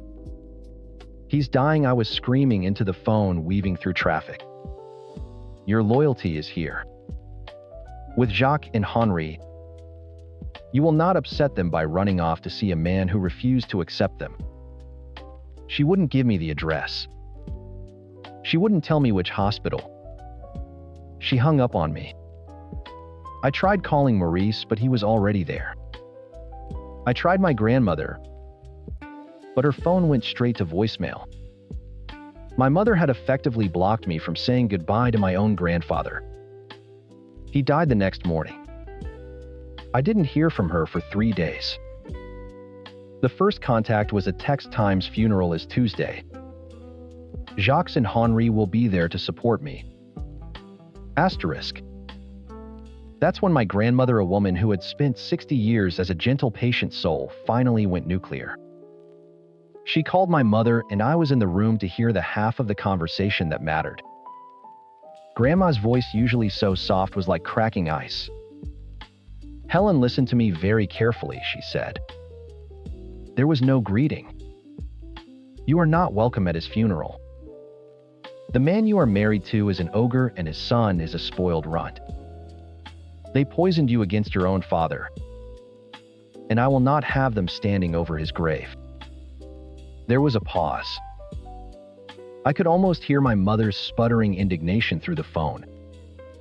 "There is one way, and one way only you can come, Grandma," continued, her voice trembling with a rage I'd never heard before. "You show up alone. You walk to his casket, and you get on your knees, and you apologize to him. You apologize for your weakness. You apologize for what you let them do to our family. You do that, and you may stay. Otherwise, I will have you removed. Am I clear?" My mother refused. She didn't come to the funeral. She and my grandmother never spoke another word to each other. That was 10 years ago. Maurice and I took care of Grandma. We spent every holiday with her, filled her house with life, and tried our best to fill the space my mother had left behind. 2 days ago, we lost her too. She passed peacefully in her sleep in the house she'd shared with Grandpa for half a century. Maurice and I were sitting at her kitchen table last night, surrounded by a mountain of paperwork and a silence that felt heavier than stone. We were making lists, figuring out the funeral home, the 100 tiny, awful tasks that come with death. My phone sat on the table between us, a silent black rectangle. Suddenly, it buzzed, skittering across the wood. We both flinched. The screen lit up with a name I hadn't seen in a decade. A name that felt like a ghost. Mom. My thumb hovered over the screen. Maurice just shook his head, his eyes hard. "Don't," he mouthed. But I had to. I don't know why. Morbid curiosity, maybe. A stupid flickering ember of hope that after all this time she might finally say the right thing. I swiped to answer and put it on speaker. "Hello," I said. My voice was rough. Silence. Then her voice, as if no time had passed at all. "No, I'm so sorry." "No, are you okay?" Not even a simple "I heard about Grandma." Just a cold clinical declaration. I'm flying in tomorrow. I need to start managing the estate. For a long moment, the only sound was the hum of the refrigerator. Maurice and I just stared at each other across the table, the phone between us like a live grenade. Her words hung in the air, thick and suffocating. Asterisk managing the estate. Asterisk not times I'm so sorry for your loss. Asterisk not times. How are you holding up times? Just pure predatory avarice. Maurice reached over his hand, closing on the phone. He didn't take it from me, just angled it closer to his mouth. His voice was flat, devoid of any emotion. It was colder than her declaration. There's nothing to manage, Helen. He used her first name. He hadn't called her mom in a decade. But hearing her given name from his lips was still a shock. It was the sound of a final door slamming shut. What are you talking about, Maurice? She snapped, the phony managerial tone already cracking. It's Grandma's house, the savings. Someone has to handle it. It's handled, Maurice said. Grandma and Grandpa made their arrangements years ago. We're the executors. He paused, letting the silence stretch just long enough to be uncomfortable. And we're the sole beneficiaries. A sharp, incredulous laugh crackled through the speaker. That's ridiculous. I'm her daughter. Of course I'm in the will. No. Maurice said, his voice dropping lower. You're not. The will is very specific. It states, and I'm paraphrasing, that everything is to be left to their grandsons James and Maurice, who were the only ones who stood by them. It also explicitly states that you, Jacques and Henri, are to receive nothing. Not a dime. Not a photograph. Not a goddamn teaspoon. The silence that followed was heavy and violent. I could picture her perfectly, the pinched face, the tightening jaw, the look of utter disbelief that the world wasn't bending to her will. When she finally spoke, her voice was completely different. The cold business persona was gone, replaced by a syrupy, wounded tone she knew all too well. It was the voice she used when she wanted to manipulate us. I can't believe this, she whimpered. After everything. Fine. Fine. I don't care about the money. I never did. I want to be there. For the funeral. I need to say goodbye. I need to make things right. Asterisk, make things right. Asterisk. The phrase hit me like a physical blow.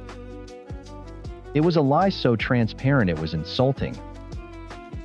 But it was also an opening. I took the phone from Maurice's hand. You want to make things right?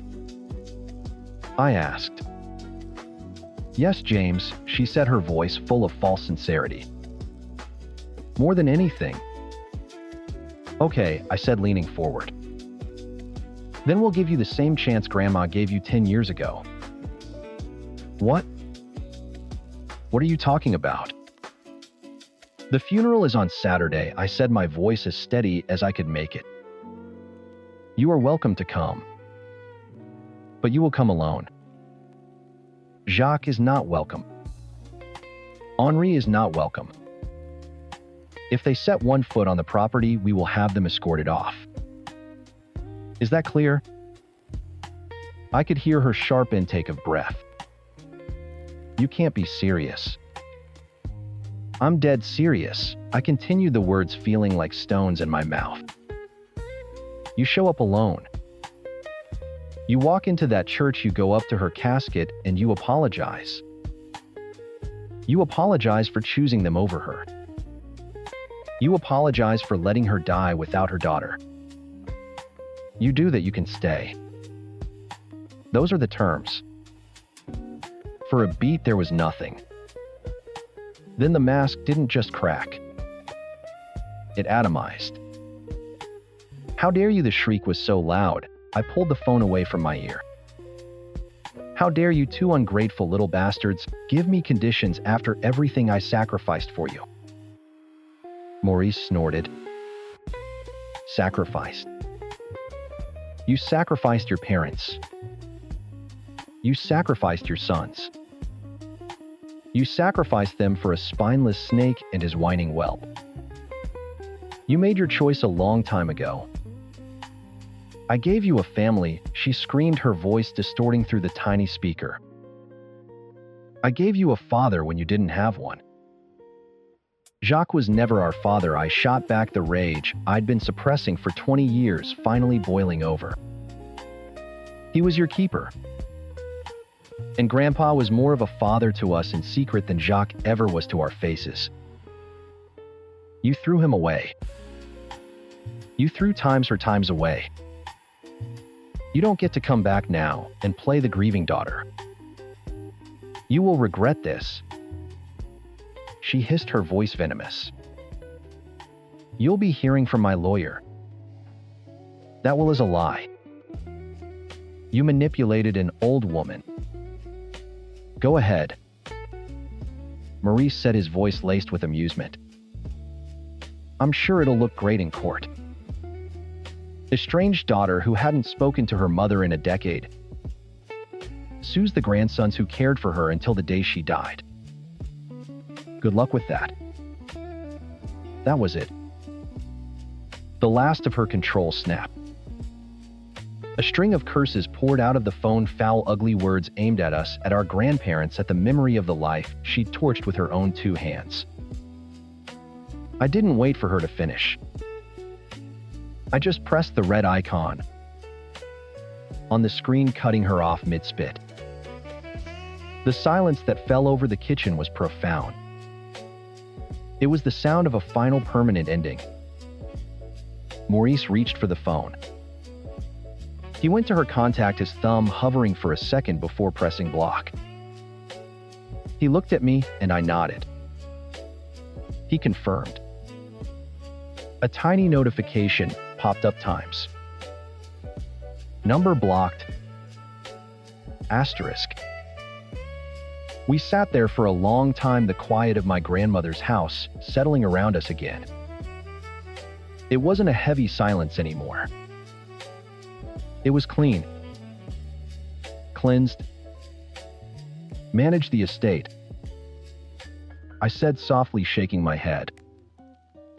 Yep, Maurice said, leaning back in his chair. Not a word about Grandma. Didn't even ask when she died or how. Just straight to the money. That was the tell. The blatant, undeniable red flag that proved every suspicion we'd ever had. Her desire to make things right was a Trojan horse wheeled up to the gates of our grief with an inheritance claim hidden inside. She didn't want reconciliation. She wanted restitution. We had done the right thing. Grandpa had drawn his line in the sand and Grandma had held it. Now it was our turn. We were the keepers of their legacy, the guardians of their peace.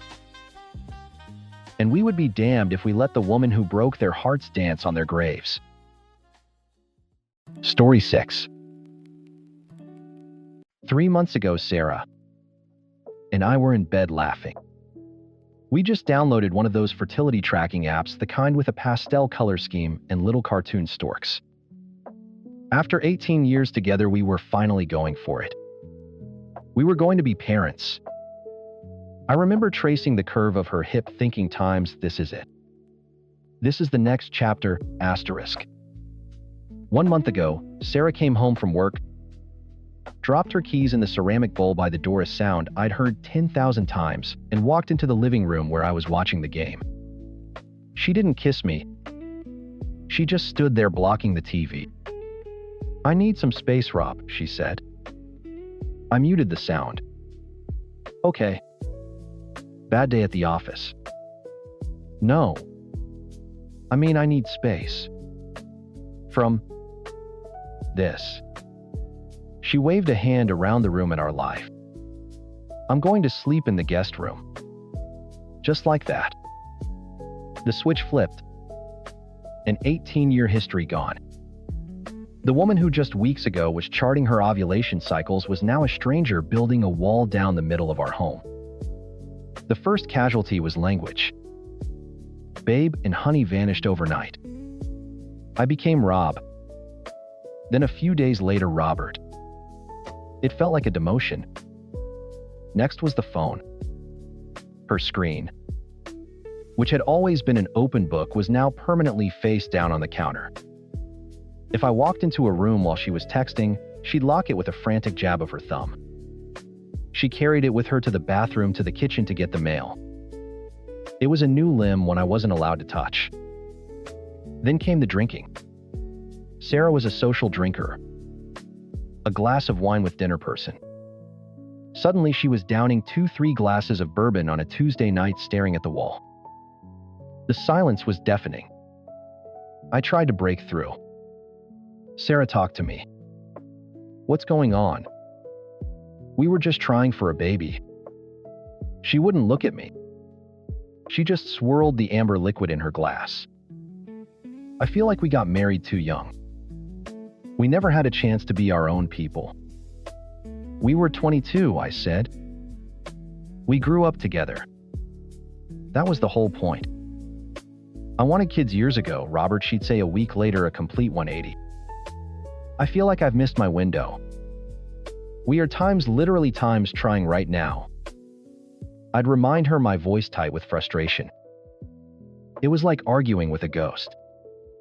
She was rewriting our entire history, inserting new plot points and motivations that never existed, all to justify the cold, empty space she was carving out between us. Any physical touch was out of the question. I tried to put my arm around her on the couch, and she flinched away like I was a hot poker. 18 years of casual intimacy, a hand on the small of her back, a kiss on the forehead erased. My confusion started hardening into suspicion. The pieces didn't fit. This wasn't a woman having a midlife crisis. This was a woman executing a plan. The first piece of concrete evidence came from her handbag. I was looking for a pin, and my fingers brushed against a thick cardstock envelope. I know I shouldn't have, but I did. It was from a coworker. The front had a picture of a weeping willow. Inside the note read, "Thinking of you. I know how hard it is to mourn a future life you thought you wanted. Be strong. Asterisk. Mourning her future lifetimes. The one with me. The one with the baby we were planning." The phrase chilled me to the bone. It was premeditated. Then came the breaking point. The text message that shattered any remaining hope that this was all in my head. I was at my desk at work when my phone buzzed. It was Sarah. Asterisk K random question. My pen pal from Sweden, Lars, is flying to Australia for a work thing. He has a long layover and was thinking of detouring to our city for a day or two. Would you mind if I met up with him? Just to show him around. Asterisk. I stared at the screen, my blood turning to ice. A 7,000-mile detour. I pulled up a map. Our city was nowhere near any logical flight path from Sweden to Australia. It was the most absurd, insulting lie I had ever heard. Her pen pal. She'd mentioned him a few times over the years, some guy she exchanged emails with about Scandinavian literature. An innocent hobby, I'd thought. Now it felt like the key to everything. This wasn't a coincidence. This was an arrival. I texted back a single word times. Fine. Asterisk. 2 weeks later, she announced her own trip. A few of the girls from work and I are going away for a weekend, she said, not making eye contact. Just a little getaway. A cabin kind of Aspen-like. To clear my head. I knew she was lying. I could feel it in my gut. But I just nodded. Okay. Have fun. The moment she left that Friday, I became a detective in the ruins of my own life. The girls' trip was my window. I started with our joint credit card statement online. The first charge hit Saturday morning. Not a rustic cabin. A 5-star boutique hotel downtown called the Chamberlain. Then came the restaurant charges. A $200 dinner at a French bistro table for two. A $50 charge for valet parking at the hotel. Her flight for the detour wasn't until Sunday evening. This was his welcome party. I needed more. I remembered my neighbor had a new security camera pointed at the street. I went over, fed him some story about a package I thought had been stolen, and asked if I could review his footage from Friday afternoon. He was happy to help. There it was. 3:15 p.m. Sarah walking out our front door with her duffel bag.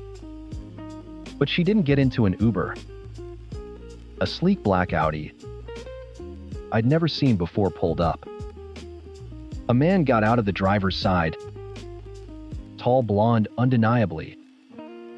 Not one of her girlfriends, and put her bag in the trunk. He opened her door for her. Then they drove away. The weekend passed in a blur of cold fury. Sunday night came and went. No Sarah. Monday her phone went straight to voicemail. On Tuesday I got a text. Asterisk. Hey, we decided to extend the trip a few days. The mountains are just too beautiful. Be home Friday. Asterisk. A weekend trip had become a full week. I didn't reply. I just worked. I ate. I slept in our empty bed. I was a machine functioning on fumes of betrayal. Friday finally came. I knew she'd be home in the afternoon. Before she arrived, I went into the guest room to grab the laundry basket. Her travel bag was on the floor unzipped. Something inside caught my eye. It was a clear plastic case. Inside it, nestled next to her toothbrush, was another one. A man's toothbrush. Dark gray firm bristles. Not a disposable hotel freebie. It was a brand I'd never seen before. It was his. The sheer domesticity of it hit me harder than the hotel receipts or the video footage. The affair wasn't just fancy dinners and secret nights. It was brushing their teeth together in the morning. It was intimate. It was real.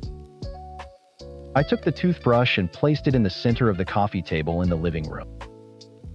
It looked small and insignificant, but I knew it was a grenade. I sat on the couch, my hands resting on my knees, perfectly still. I wasn't sad anymore. The anger had burned itself out, leaving behind something cold and clear. Resolution. I waited.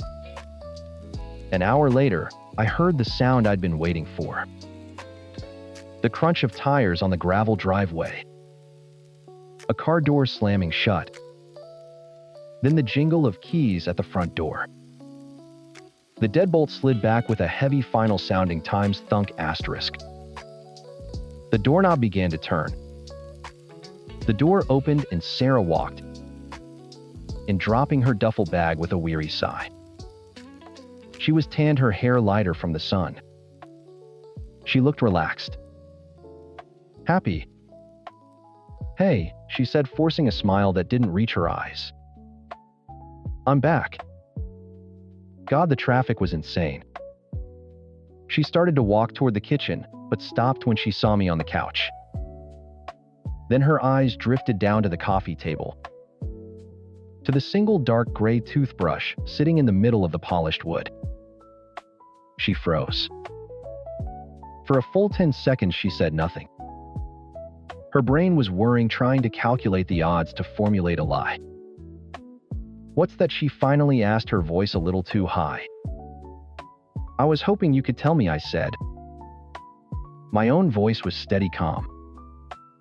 It felt like it belonged to someone else. "It's a toothbrush, Robert." "Obviously." She walked over, picked it up, and examined it with feigned curiosity. "I must have picked it up at the hotel. You know, a spare. The Chamberlain doesn't give out $50 electric toothbrushes as spares, Sarah. And they certainly don't have valet receipts for 2 from Le Rêve Bistro." I gestured to a small stack of papers next to where the toothbrush had been. "Or charges for room service champagne at 2 a.m. on a Saturday." The color drained from her face. Her mask of breezy indifference shattered. "You went through my things. You spied on me." I confirmed my suspicions. Her eyes narrowed. The victimhood was gone, replaced by a flash of defiance. "Why are you so angry? It's not like we've been in a good place." I almost laughed.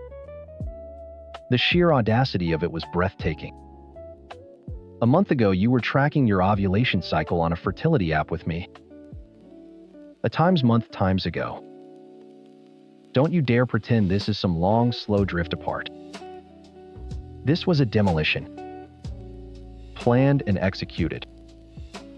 We were separated." She shot back, her voice cracking.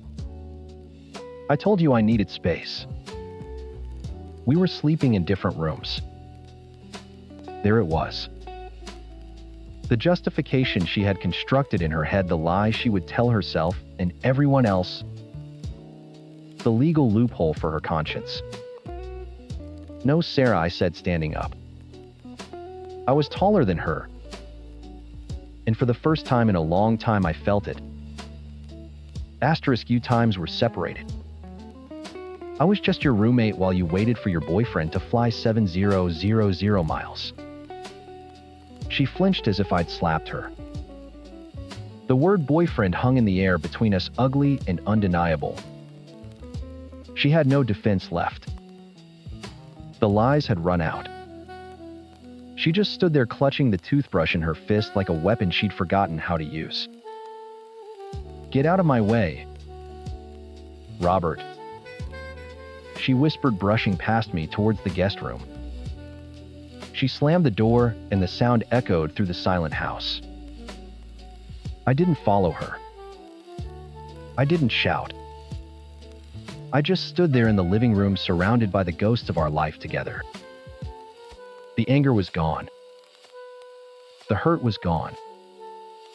All I felt was a profound, hollow clarity. It was over. It had been over for weeks. I was just catching up. The next morning, I woke up before she did. I went into my Times bedroom and opened my sock drawer. I took off my wedding ring. The white gold was warm from my skin. For 18 years, it hadn't left my finger. I looked at the pale, untanned line it left behind. A scar from a life that was no longer mine. I dropped it in the drawer and closed it. I made coffee and sat at the kitchen table. I Googled best divorce lawyer in the city and made a call. I booked a consultation for the following afternoon. It was all remarkably simple, a series of administrative tasks to dismantle a life. When Sarah finally emerged from the guest room, her eyes were puffy. She avoided looking at me, busying herself with the kettle as if it were the most important task in the world. She was waiting for me to yell, to cry, to beg. She needed me to be the villain, the hysterical, controlling husband, so she could be the victim who was driven into another man's arms. I refused to give her the satisfaction. "I have a call with a lawyer tomorrow," I said calmly, taking a sip of my coffee. "I'll be filing. We need to figure out the logistics of you moving out." She spun around her face a mask of disbelief. A lawyer already? You're not even going to try to talk about this. What is there to talk about, Sarah?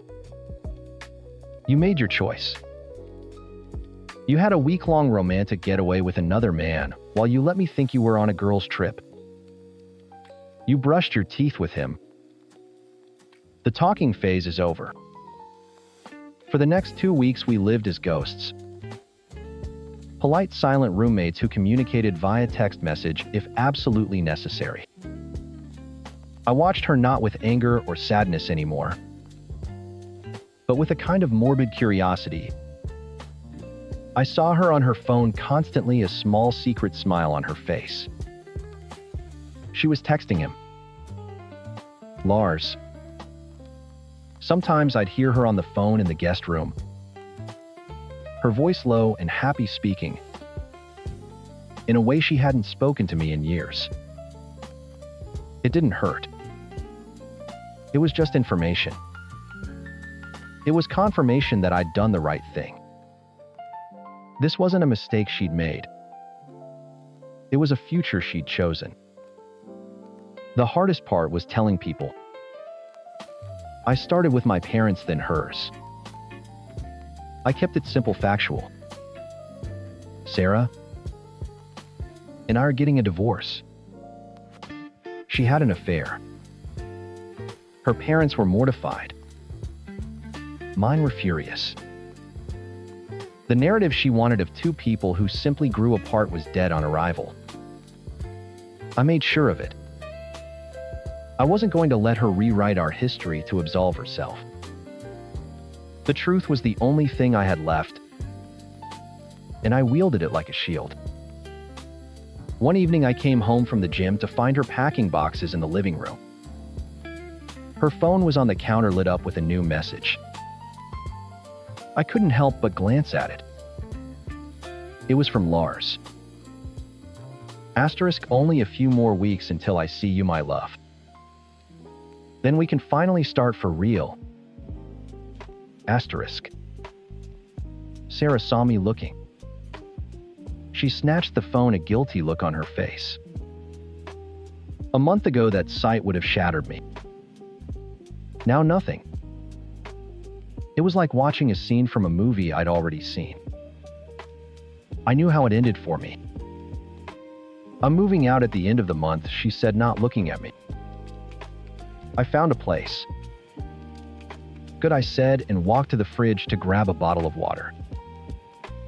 I felt a strange sense of peace settle over me. The war was over. The house would be quiet. My life would be my own again. She could have her pen pal and her rewritten history. I was looking forward to a blank page, a future I hadn't mourned, but one I was finally ready to write. Story 7. My mother-in-law Brenda thinks my husband is her husband. It's not a cute, quirky exaggeration, I tell my friends over wine. It's a clinical level obsession, and I have the wedding photos to prove it. In our official portrait, the one that cost a fortune, she isn't standing next to him. She's wedged times between times us, her hand gripping his bicep, her head tilted onto his shoulder. My hand is a spectral limb floating near his elbow. The photographer kept trying to reposition her, but she'd just laugh a high-pitched titter and say, "Oh, but I have to be next to my baby boy on his big day." Mark, my actual husband, is her golden child, her sun, moon, and stars. It's been this way since he was born. She still kisses him on the mouth. Not a peck. A full lingering press of the lips that makes my stomach turn. I've seen her physically shoulder me out of the way to get to him for a hug when he walks in the door, her eyes never leaving his face, as if I'm just a piece of furniture she has to navigate around. So when Mark landed the lead role in a new off-Broadway play, I knew she would find a way to make it about her. This was his dream. Years of grinding, of thankless auditions, of waiting tables to pay for headshots. This was his career-defining moment, and opening weekend was everything. The critics would be there. agents, casting directors. The pressure was immense, a palpable thing that hummed in our small apartment. 2 weeks before opening night, my phone rang. Brenda's name flashed on the screen, accompanied by a photo of her and Mark from his high school graduation. He was in a cap and gown, and she was of course kissing him on the mouth. "Everly, darling," she chirped, her voice dripping with syrupy sweetness. "I have the most wonderful idea." I braced myself. "Hi, Brenda. What's up?" I know how stressed my baby must be, so I decided to come surprise him for opening weekend. A little moral support from his mommy. My blood ran cold. "Brenda, that's thoughtful, but he's going to be completely swamped. Rehearsals press the show itself. He won't have a spare second." "Nonsense," she bulldozed. "He always has time for me. And here's the best part, it'll be our little secret. You and me. We'll just show up at the theater after his Saturday night show." Can't you just picture the look on his face? Oh, I could picture it. A mask of pure, unadulterated panic. "But darling, there's one more little thing," she continued, her voice dropping to a conspiratorial whisper. "You know my birthday is that Sunday, right?" I knew. Of course I knew. She'd been dropping hints for months. "Well," she sighed dramatically, "since I'll already be there. I thought, why not combine the celebrations? It's perfect. You can just plan a little something for me. A nice dinner after the show on Saturday. Nothing too fancy, just my favorite Italian place. And cake, of course. Maybe invite a few of my friends who live in the city. I'll send you their numbers. It'll be a birthday surprise for me from Mark. He'll be so thrilled he didn't forget." I was speechless. She wasn't asking me. She was informing me. She wanted me to hijack my husband's triumph and turn it into her own personal party. And the worst part, she was forcing me to be the secret agent of her narcissistic plot. "Brenda, I don't think. Don't you worry about a thing, I know you can handle it," she cut me off. "You're so good at these things. Now this is our secret, remember? Not a word to Mark. We want him completely focused on his performance. This is just a little something special, waiting for him at the finish line." The line went dead before I could protest further. I stared at my phone, my hand shaking. She had me. If I told Mark, I'd be the one stressing him out before the biggest performance of his life. I'd be ruining her thoughtful surprise. If I didn't, I'd be betraying him, orchestrating a weekend that would drain his energy and steal his spotlight. The next week was a special kind of hell. I was a double agent in my own home. By day, I was the supportive wife running lines with Mark, making him protein shakes and telling him how brilliant he was. By night, I was Brenda's unwilling party planner. "Did you book La Trattoria for 10 people at 1030?" she texted. "Make sure you request the corner booth." Everly, I spoke to Carol and Sue, they can make it. Add 2 more to the reservation. The cake needs to be lemon chiffon with raspberry filling. Not strawberry, raspberry. And for God's sake, make sure they spell my name right. Brenda.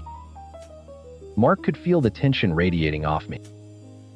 I was jumpy, constantly checking my phone, my mind a chaotic mess of restaurant reservations and lies. "You seem distracted, Ev," he said one night, putting his script down. He looked exhausted, the skin under his eyes a pale, bruised purple. "Everything okay?" Of course, I forced a bright smile. "Just coordinating with a few friends who want to come to the show. The tickets are selling out so fast." It was a half-truth that felt like a full-blown lie. "You're the best," he said, pulling me into a hug. "I couldn't do this without you." His words felt like a knife in my gut. He was trusting me completely, and I was actively working against his best interests, all to appease the woman who still saw him as her property. The breaking point came on Thursday, 2 days before opening night. I was on the phone with a ridiculously expensive bakery arguing about the logistics of a last-minute custom cake order. Yes, raspberry, not strawberry. I repeated for the third time, my voice tight with frustration. And it needs to be delivered to the restaurant Saturday night. Mark was in the shower. I could hear him singing a nervous off-key habit he had when he was running on adrenaline. The sound vibrated through the floorboards, a stark reminder of what this weekend was supposed to be about. His joy.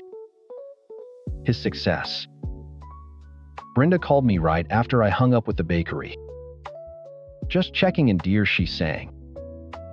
"I've decided on the gift Mark can get me. There's a lovely little sapphire tennis bracelet at Tiffany's.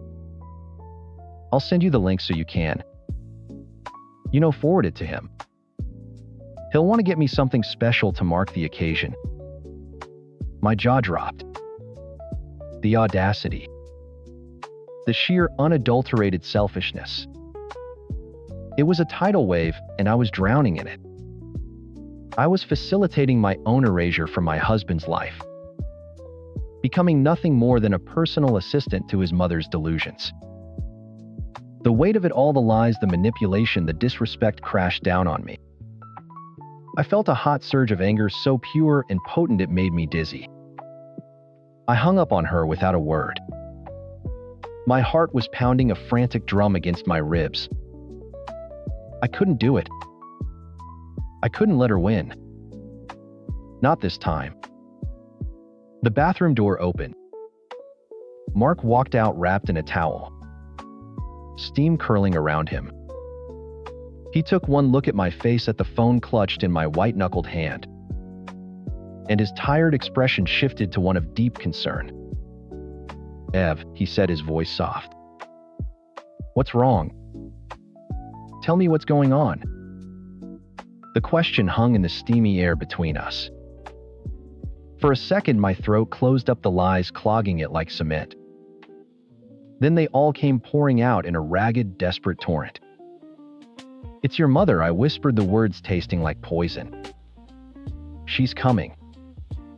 For opening weekend, it's a surprise. She made me promise not to tell you because she didn't want to stress you out, but that's not all." I took a gulp of air, my voice gaining a hysterical edge. "It's her birthday on Sunday, so I've been planning a surprise party for her. For Saturday night. After your show. At La Trattoria. For 12 people. And she wants a lemon chiffon cake with raspberry filling and a Tiffany's bracelet, and she made me lie to you, Mark. For weeks. I've been lying to your face." I finally stopped, gasping for breath, tears blurring his image. Mark's face was a stone mask. The concern had evaporated, replaced by a cold fury I had never seen before. It wasn't directed at me. It was a glacial rage that seemed to lower the temperature of the entire room. He didn't say a word. He just walked past me, snatched his phone from the nightstand, and jabbed at the screen. He put it on speaker. My heart hammered against my ribs. Brenda's voice, sickeningly sweet, filled the silence. "Mark, baby. To what do I owe the pleasure? Is everything all right?" "No, it's not," he said, his voice dangerously calm. "I'm calling about your birthday party." A beat of stunned silence. My birthday party," she stammered. "I don't know what you're talking about." "Don't you?" Mark's voice was like ice. "The one Everly has been forced to plan behind my back for this Saturday. The one at La Trattoria. The one with the lemon chiffon cake." Oh, Brenda's voice shifted, a frantic attempt at damage control. "That I just thought. It was a little idea. Everly was so happy to help." "Stop, Mark. cut her off the single word of whip crack in the quiet apartment. Just stop. You will not lie to me, and you will not use my wife as your personal assistant. Everly's job is not to manage your social life or orchestrate your own surprise parties. Her job this week especially is to be my partner. The one you deliberately tried to drive a wedge between with your secrets. Mark, I was only trying to make things special. I didn't want to bother you. Bother me? He let out a short, incredulous laugh. You think this is less bothersome? Forcing Everly to lie to me for weeks. Piling all of this stress onto her during the most critical weekend of my entire career. This weekend is not about you, Mom. It's not your birthday celebration. It's not an excuse to get a new bracelet. It is about my show. The one I have worked my entire life for. I could hear her sputtering on the other end, the sound of a queen, whose subjects had just revolted. But my friends are coming. The reservations. Then you can call them and cancel. Everly will be canceling the restaurant and the cake. You are welcome to come to the show on Saturday night. That's it. After the performance, Everly and I will be celebrating together. Alone. If you try to ambush me, if you cause a scene, or if you say one more manipulative word to my wife, we will have a much bigger problem. Do you understand me? The line was silent for a long, agonizing moment. Then a small, wounded yes mark. Good, he said, and hung up. He placed the phone back on the nightstand with a quiet click. The silence that followed was profound. It felt like the air, after a violent thunderstorm, clean and charged. The weight that had been crushing my chest for weeks evaporated in an instant.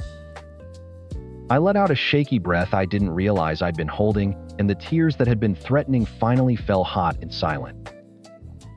Mark closed the distance between us in 2 strides, wrapping the towel tighter around his waist with one hand and pulling me against his chest with the other. I buried my face in his warm skin, my sobs muffled against him. I'm so sorry, I cried. I should have told you sooner. I was so scared of ruining this for you. He held me tighter, his hand stroking the back of my head. Hey, he murmured into my hair. No. Don't you dare apologize. You did nothing wrong.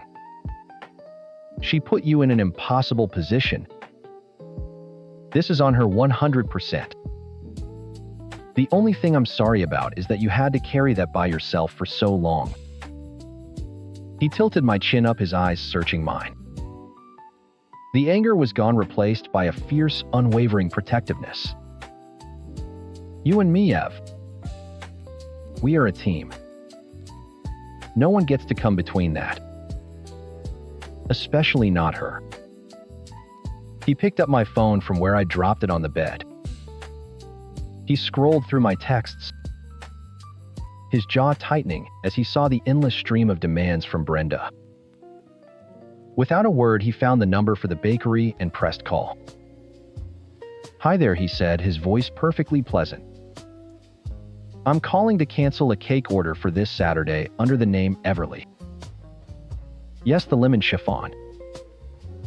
The party has been canceled. Thank you. He hung up and did the same with the restaurant.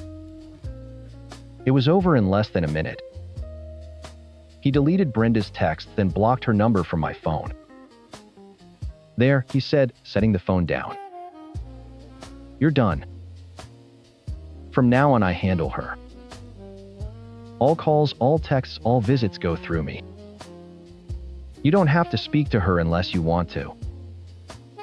And I will be right there when you do. I looked at him, my husband standing there in a towel, looking more like a king than he ever had on a stage. The relief was so immense it made me feel lightheaded. This wasn't just about a canceled party. It was a seismic shift in our lives. He saw it. He finally truly saw the poison she dripped into our lives. And he was drawing the line. What happens when she gets here? I asked, my voice small. She can see the play, he said simply. And then she'll be a witness to a masterclass in boundary setting.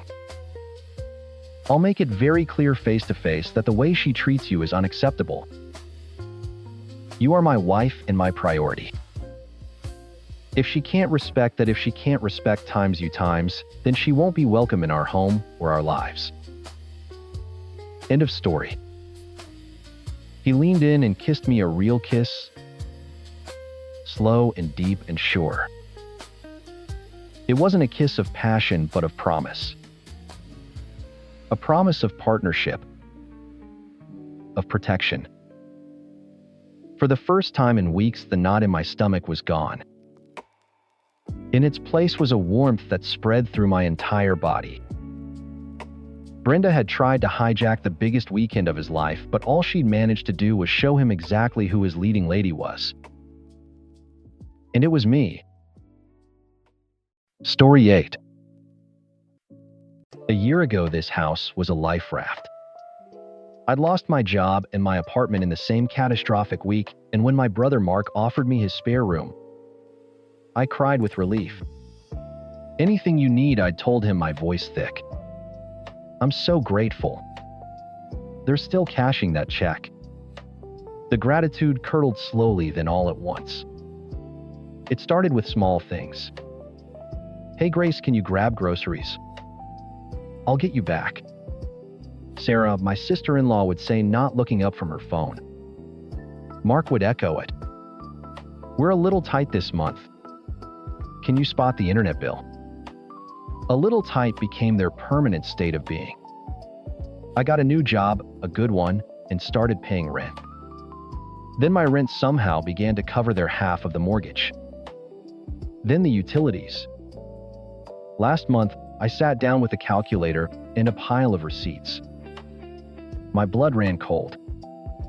I am paying for 2/3 of this household. 2/3 of everything while living in a 10x12 box at the end of the hall. The money is infuriating.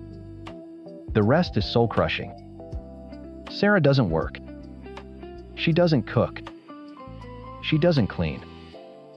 Her primary activity is generating a gravitational pull on the sofa cushions. She has a son from a previous marriage who she lost custody of. She talks about him like he's a character in a book she read once. No calls, no visits. Just a framed school picture on the mantelpiece gathering dust until I wipe it down. Her current child, my 7-year-old niece Lily, gets slightly better treatment. She gets acknowledged. Mostly.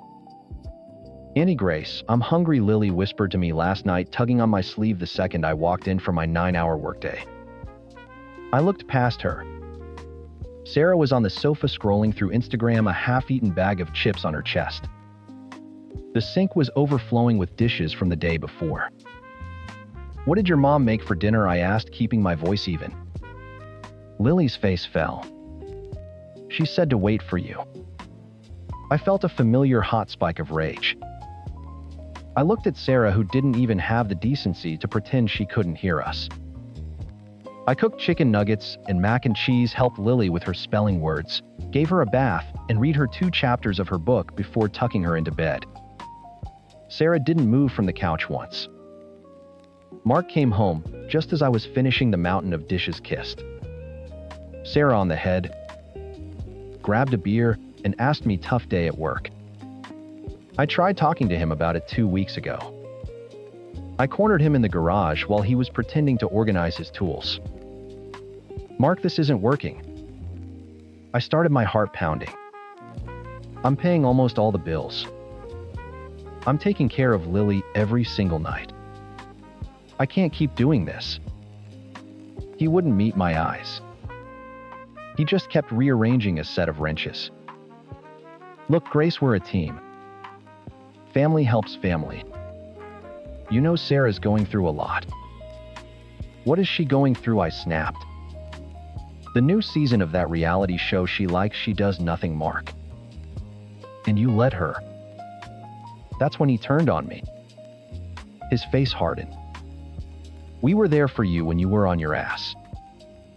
Don't forget that. We took you in. This is what you do in return. You help out. It's not that complicated. The gratitude.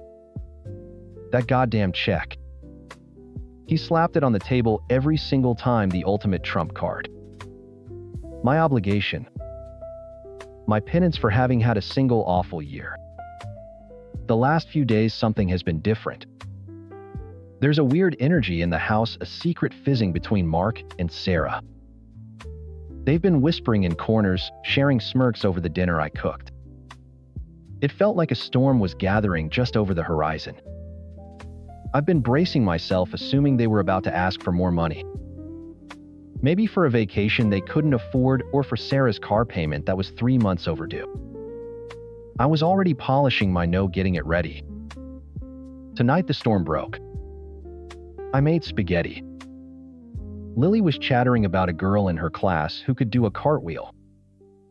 I was half listening, mostly just trying to summon the energy to face the post-dinner cleanup. Mark cleared his throat. A loud performative sound.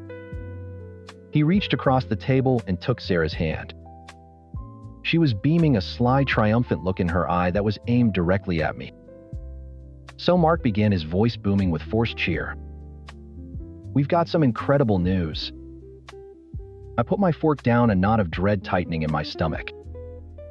This was it. The big ask. What is it? He looked like a kid on Christmas morning, absolutely bursting. I have an appointment booked for next month, he said, his smile stretching ear to ear. I'm getting my vasectomy reversed. We're going to have another baby. The silence in the room was so absolute, I could hear the hum of the refrigerator. Lily, sensing the sudden deep freeze, looked between the adults, her small face pinched with confusion. I stared at my brother, at the fatuous, idiotic grin plastered on his face, and a laugh escaped me. It wasn't a happy sound. It was sharp and brittle, like glass breaking. You're joking, I said. It wasn't a question. Sarah's triumphant smile faltered. Why would we joke about something so wonderful? Because you're broke, I snapped, my voice dropping to a low, dangerous pitch. Because you can't afford the child you already have. Because I pay for her food, her clothes, her goddamn field trips. Where exactly is the money for a baby coming from, Mark? Mark's grin vanished, replaced by that familiar defensive scowl. That's not your concern. We'll figure it out. You'll figure it out. I echoed, the volume of my voice rising. Like you figured out the mortgage this month, or the electric bill. Or, do you mean times all times figure it out? Grace, stop, he warned. But I couldn't stop. It was like a dam had burst. A year of swallowed anger and resentment came rushing out. And what about you, Sarah, planning on getting a job to support this new baby? Or are you just going to gestate on that couch for 9 months and expect a magical nanny to appear? I saw a flash of real venom in her eyes. I will be a mother. You already times are times a mother, I shot back, gesturing vaguely towards the mantelpiece. How's Ben, by the way? Heard from him lately? Or did you lose his number? Along with your parental rights. That was a low blow, and I knew it. Sarah flinched as if I'd slapped her. Mark shot to his feet, his chair scraping violently against the linoleum. That's enough. Apologize to your sister. She is not my sister, I said, my voice ice. And I'm not done. Forget the money for a second. Let's talk about the actual work. A baby needs to be fed, changed, watched. All day. Every day. Who is going to do that when you can't even be bothered to make your own daughter a sandwich? Sarah looked at me, then her expression, a bizarre mix of condescension and genuine confusion, as if I were the one being unreasonable. Well, she said, slowly drawing out the word. I'll have them during the day, obviously. But I thought you could handle them when you get off work. You know you take Lily anyway. It's just one more. Then the load is evenly distributed. The air left my lungs. There it was. The quiet part said out loud. Not just a suspicion anymore, but their actual concrete plan. I would be the full-time nanny, the after-hours parent, the financier of this entire delusional enterprise. I stood up my own chair, falling backward with a crash that made Lily jump. No, I said the word ablaid. What do you mean no? Mark asked, bewildered. I mean no. I will not. I will not raise another one of your children for you. My gaze locked on Sarah. You want to bring another kid into this mess? Fine. But I'm out. The second you go through with this, the money stops. The childcare stops. Everything stops. I will pack my bags and I will be gone. And on my way out, I will call mom and dad and every single aunt, uncle, and cousin, and I will tell them exactly times why I'm leaving. I will tell them how you use me as an ATM and a maid. I will tell them about Ben. I will burn your reputation with this family to the goddamn ground. Sarah's face crumpled.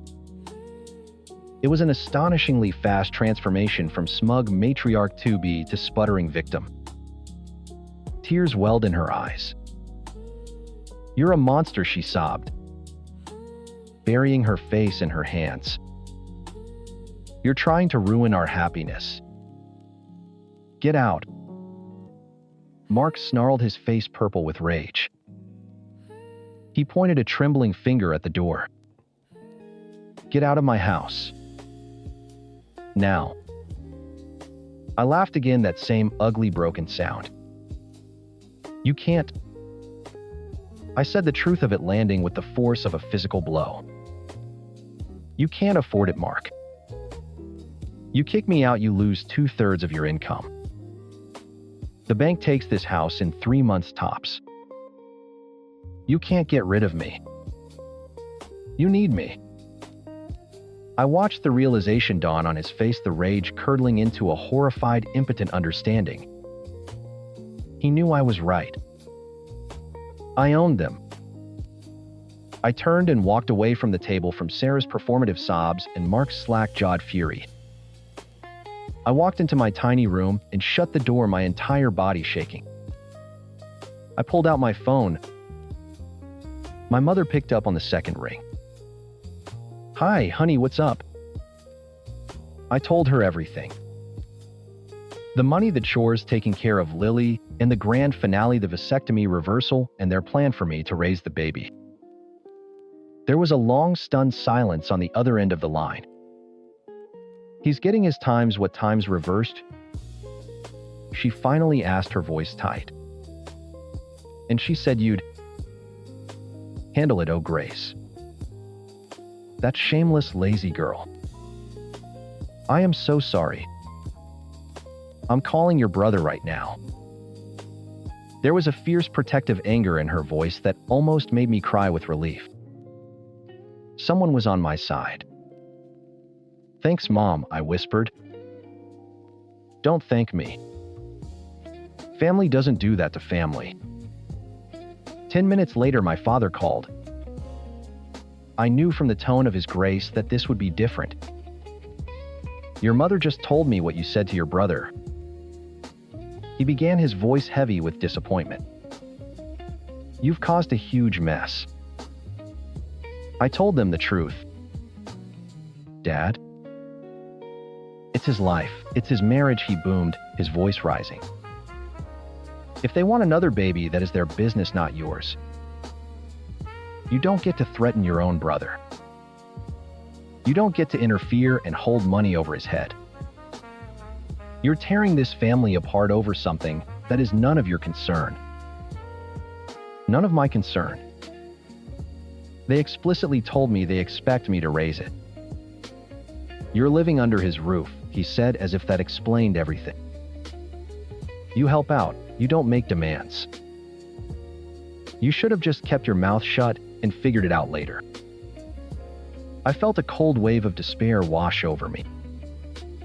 He didn't get it. He didn't want to get it. To him, I was the problem. The boat rocker. Goodbye, Dad. I said and hung up before he could reply. I sat on the edge of my bed in the suffocating silence of the house. I had won. I called their bluff and laid all the cards on the table. They were trapped, and so was I. The battle was over. But the air outside my door was thick with a new kind of war, a cold one fought in a house where no one could afford for me to leave, and I could no longer afford to stay. I looked at my closet at the suitcase on the top shelf. The check for my gratitude had finally bounced. Story 9. For 5 years, apartment 4B was my sanctuary. It wasn't huge, it wasn't fancy, but it was quiet. It was the one place in the entire sprawling city I could come home to shut the door and just breathe. The walls were thick enough that you barely knew you had neighbors.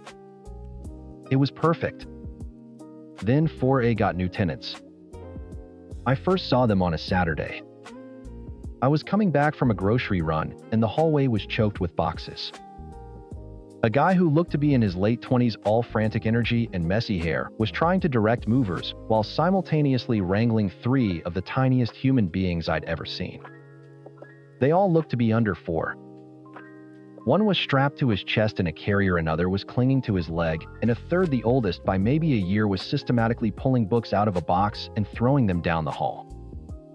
My first thought was, oh, that poor man.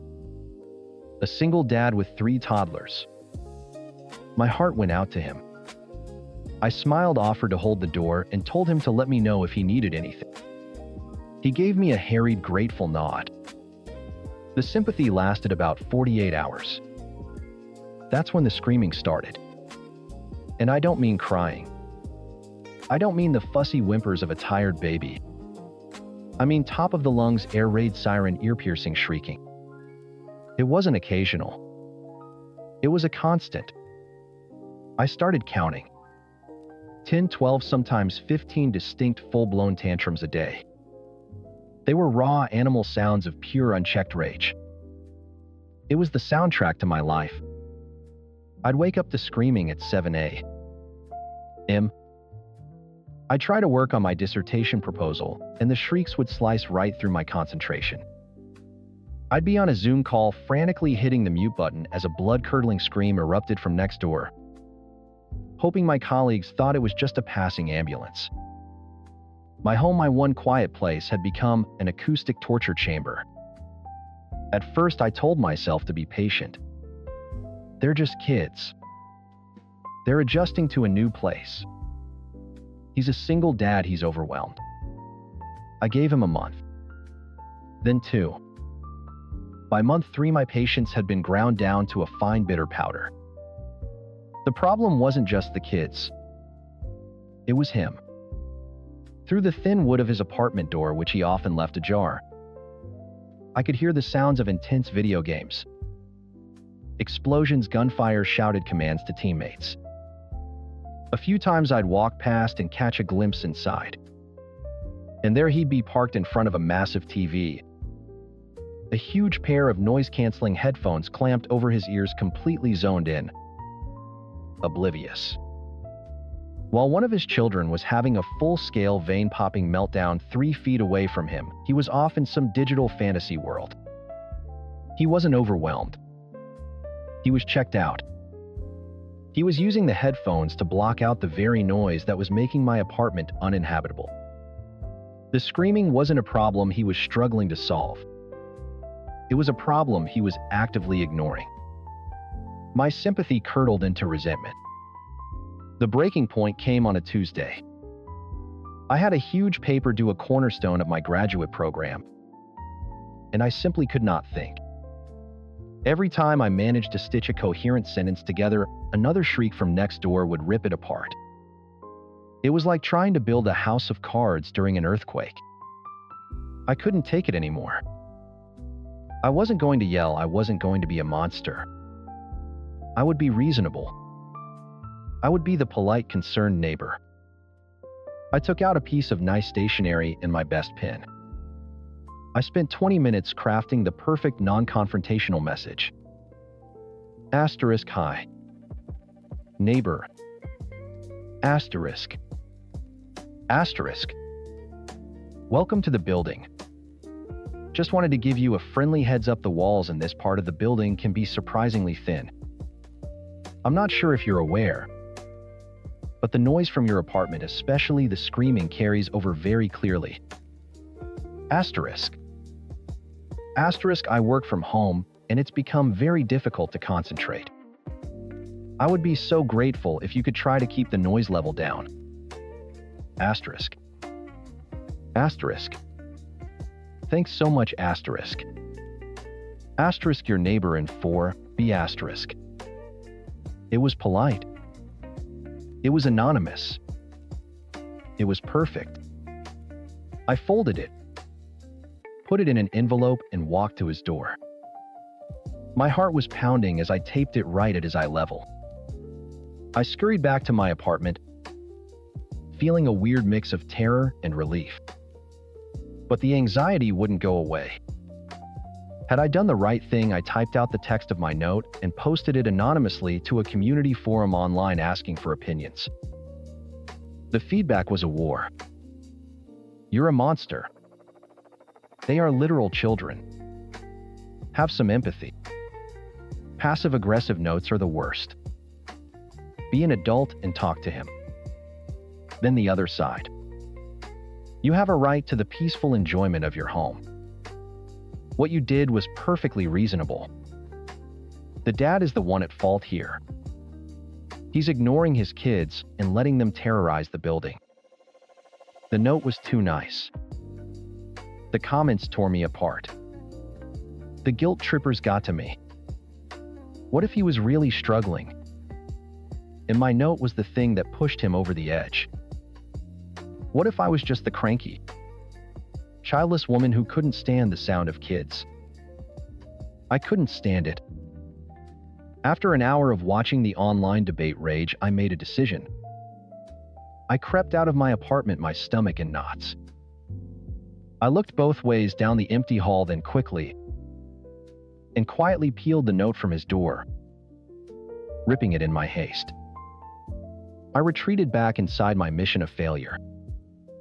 Fine, I muttered to the empty room.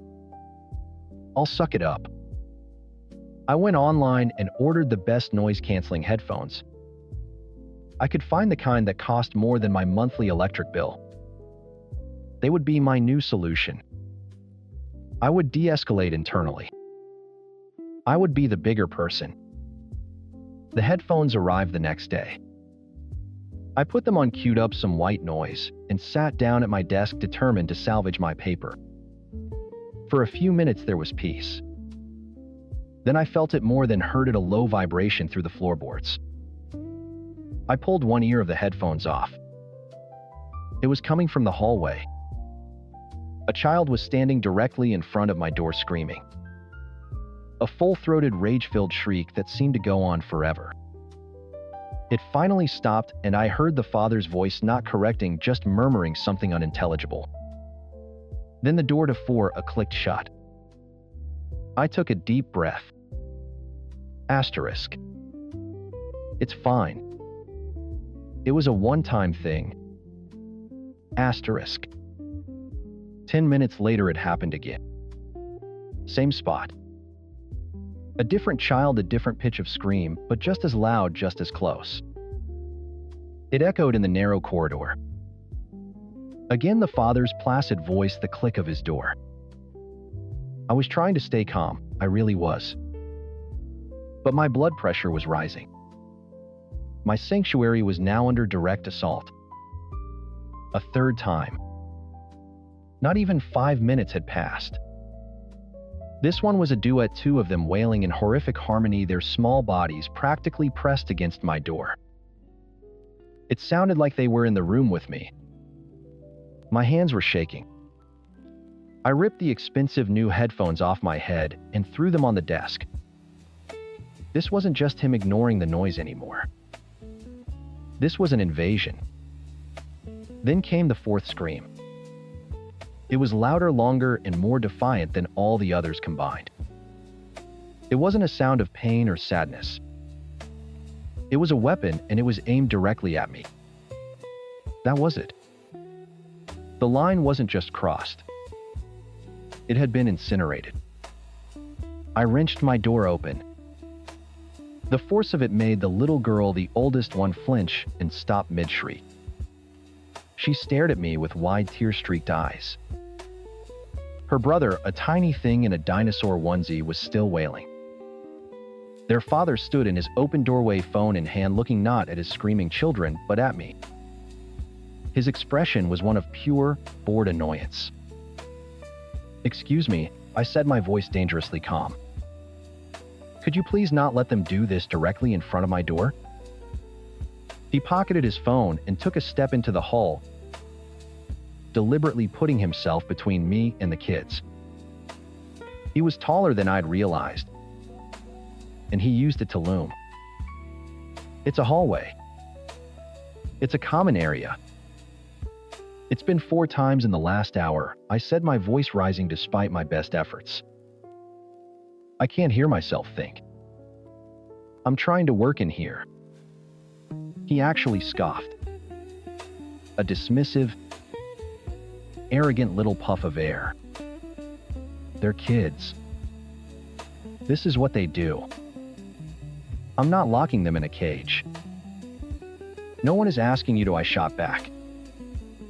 I am asking you to show a basic level of consideration and not let them have meltdowns 2 feet from my front door. A smirk played on his lips. It was the look of a man who knew he was getting away with something and enjoyed it immensely.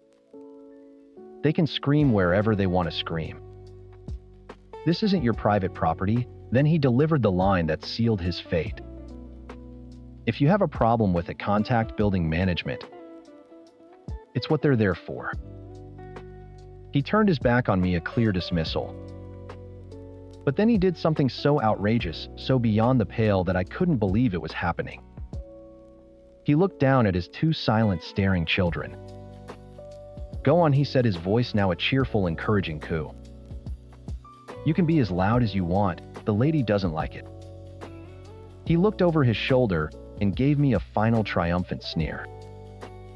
The oldest girl, taking her cue, looked right at me, took a deep theatrical breath, and unleashed a shriek so piercing and deliberate it felt like a physical blow. The little one immediately joined in a 2-toddler chorus of weaponized noise. The father herded his triumphant, screaming children back into his apartment and shut the door. The lock clicked into place. I stood in my own doorway, heart hammering against my ribs, listening to the muffled, victorious shrieks from next door. The rage was a white-hot fire in my chest. All my guilt, all my attempts at empathy, all my be the bigger person. Nonsense evaporated. It was gone. He was right about one thing. It was time to contact management. I slammed my doorstop to my kitchen counter and found the emergency contact magnet on my fridge. My hands were shaking so hard I had to dial the number for our building manager, Mr. Davies, twice. "Mr. Davies, hello, this is Susan in 4B. "Susan? Everything all right?" His voice was kind and grandfatherly. I took a breath. Not exactly. I'm having a serious issue with my new neighbor in 4A. I explained the constant screaming for the past 3 months, my attempts to ignore it, and then I detailed word for word the encounter that had just happened in the hallway. I didn't embellish. I didn't need to. When I got to the part where he actively encouraged his children to scream, there was a long, heavy silence on the other end of the line. "Let me get this straight," Mr. Davies said. Finally, his friendly tone gone, replaced by something cold and hard. "You politely asked him to control his children in the common hallway. He told you to contact me. And then he instructed his children to be louder." "Yes," I said, my voice cracking with adrenaline. "That is exactly what happened. I am so sorry you're dealing with that, Susan. That is unacceptable." It was the unacceptable that did it. The pure, unadulterated validation. He wasn't appalled by the noise. He was appalled by the man. "I will handle this immediately. This is a clear violation of the right to quiet enjoyment clause. I'll call him right now and schedule a mandatory meeting for tomorrow morning." I felt a wave of relief so powerful my knees went weak. "Thank you. Thank you so much." The next morning, I worked with one ear cocked toward the hallway. The apartment next door was eerily quiet. 10 a.m. The scheduled meeting time came and went. At 10:30, my email pinged. It was from Mr. Davies. Asterisk subject update re 4. A asterisk. Susan, asterisk, the tenant in 4A did not appear for our scheduled meeting.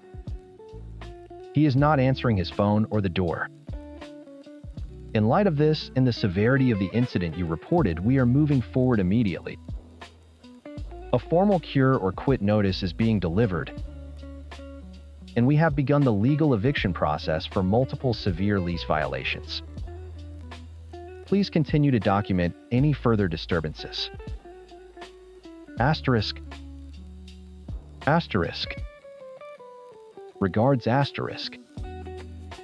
M. Davies. I read the email 3 times. Eviction process. It was happening. For the rest of the day, I heard nothing from 4A. No tantrums, no video games. It was like the apartment was empty. He was hiding. That night, unable to sleep, I was scrolling through the same community forum where I'd agonized over my note, and then I saw it. A new post from an anonymous user, but I knew. I knew instantly it was him. The post read, asterisk, so the miserable old hag who lives next to me tried complaining about my kids being kids. Seriously. She had the nerve to tell me they can't make noise in the hallway. I told her to cry to management and then told my kids to give her a real show, and they did so proud. Now management is leaving scary notes on my door and trying to schedule meetings. LOL. I'm just gonna lay low, order some pizza, and crank up the PS5. They'll get bored eventually. Some people just need to get a life and let kids be kids. Number dad life. Number haters gonna hate, asterisk. It was so breathtakingly stupid, so arrogant, so self-incriminating I almost laughed. He was confessing to everything and bragging about it. I took a screenshot. I attached it to a new email. Asterisk. Subject. FWD proof. Asterisk. Mr. Davies. Asterisk. I believe your tenant from 4A has decided to publicly document the incident himself. Please see attached. Asterisk. best? And Susan? The reply came back in less than 5 minutes. Asterisk, thank you, Susan. This has been added to his file. The legal team will be very interested to see it. Asterisk. The comments on his post were a bloodbath. The same people who had called me a monster for my polite note were now absolutely savaging him. You idiot, you harassed your neighbor and are now bragging about it online. You deserve to be evicted. This isn't letting kids be kids. This is letting your feral children annoy everyone while you ignore them and play video games. You're the one who needs to get a life. The post was deleted within an hour, but it was too late. The damage was done. For the next 2 weeks, 4A was a ghost ship. I'd hear faint movements now, and then the occasional muffled cry quickly shushed, but the reign of terror was over. The moving truck that came at the end of the month was the most beautiful sound I had ever heard. I watched from my window as he loaded his boxes, juggling the 3 silent, bewildered children. He never looked in my direction. He just packed his things and left a man undone by his own belligerent pride. That evening, I sat at my desk in the profound, unbroken silence. My expensive noise-canceling headphones sat on the corner of the desk, still in their box, untouched. I didn't need them anymore. My sanctuary was my own again. Story teen. The bounce house in the backyard was an obscenity. A huge pink inflatable castle that screamed, "We have money now." My little sister Melody was turning 10 and my mother was determined to make it the party of the decade. For me, it was just another stage for her one-woman show. I stood by the drink table swirling the melted ice in my plastic cup. My stepdad Mark came up beside me, handing me a paper plate with a sad-looking hot dog on it. "You okay, kiddo?" he asked, his voice a low rumble. Mark was a good man, a quiet port in the storm that was my mother. He'd come into the picture after the worst of it, after the ramen noodle dinners and the eviction notices. He only knew the curated history. "Just peachy," I said, forcing a smile. "It's a great party." It was. Perfectly catered, professionally decorated. Nothing like my 10th birthday, which consisted of a box of funfetti cake mix and a trip to the dollar store for party favors. A memory my mother was at that very moment beginning to recount to her circle of wine-drunk friends. "Oh my God, you guys, I have to tell you about Riley's 10th birthday," she began, her voice carrying across the manicured lawn. Her friends, a trio of women with identical highlights and expensive jeans, tittered in anticipation. I felt my stomach clench. "Here we go." "We were so broke," she said, laughing as if poverty were a hilarious sitcom premise. "I mean, dirt poor." I felt so bad for her, I really did. So I scraped together what I had and we went to the dollar store. I told her, "You can have anything you want." Anything. And what does she pick? She paused for dramatic effect, taking a theatrical sip of her Chardonnay. A single off-brand Barbie knockoff. The kind with the plastic seams still on its legs, and she cried. Cried because she was so happy to have it. Her friends all would, but my mother waved her hand dismissively. No, it gets funnier. Later that night, the doll's head fell off. Just popped right off. And Riley looks at me with these huge tear-filled eyes and says, "Mommy, can we glue her head back on?" We use super glue. That poor doll had this crusty white ring around its neck for the rest of its sad little existence. The women erupted in laughter. Real belly-shaking laughter. I could feel their eyes on me, their pity mixed with amusement. I stared down at my hot dog, my appetite gone. That wasn't a funny story. I remembered that night. I'd sob myself to sleep clutching that headless doll because it was the only new thing I owned. My mother had yelled at me to stop crying over a stupid piece of plastic. She's always been so dramatic. My mother added, winking in my direction. My sensitive one. Mark put a hand on my shoulder.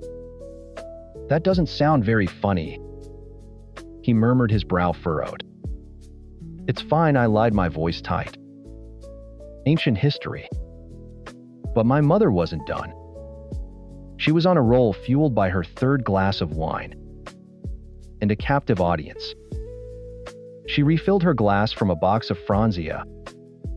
She kept stashed under the table, classy, and launched into her next bit. Speaking of being broke. You guys, you will not believe what this one, she pointed at me with her wine glass sloshing a bit onto the grass, had to wear for shoes. Oh God.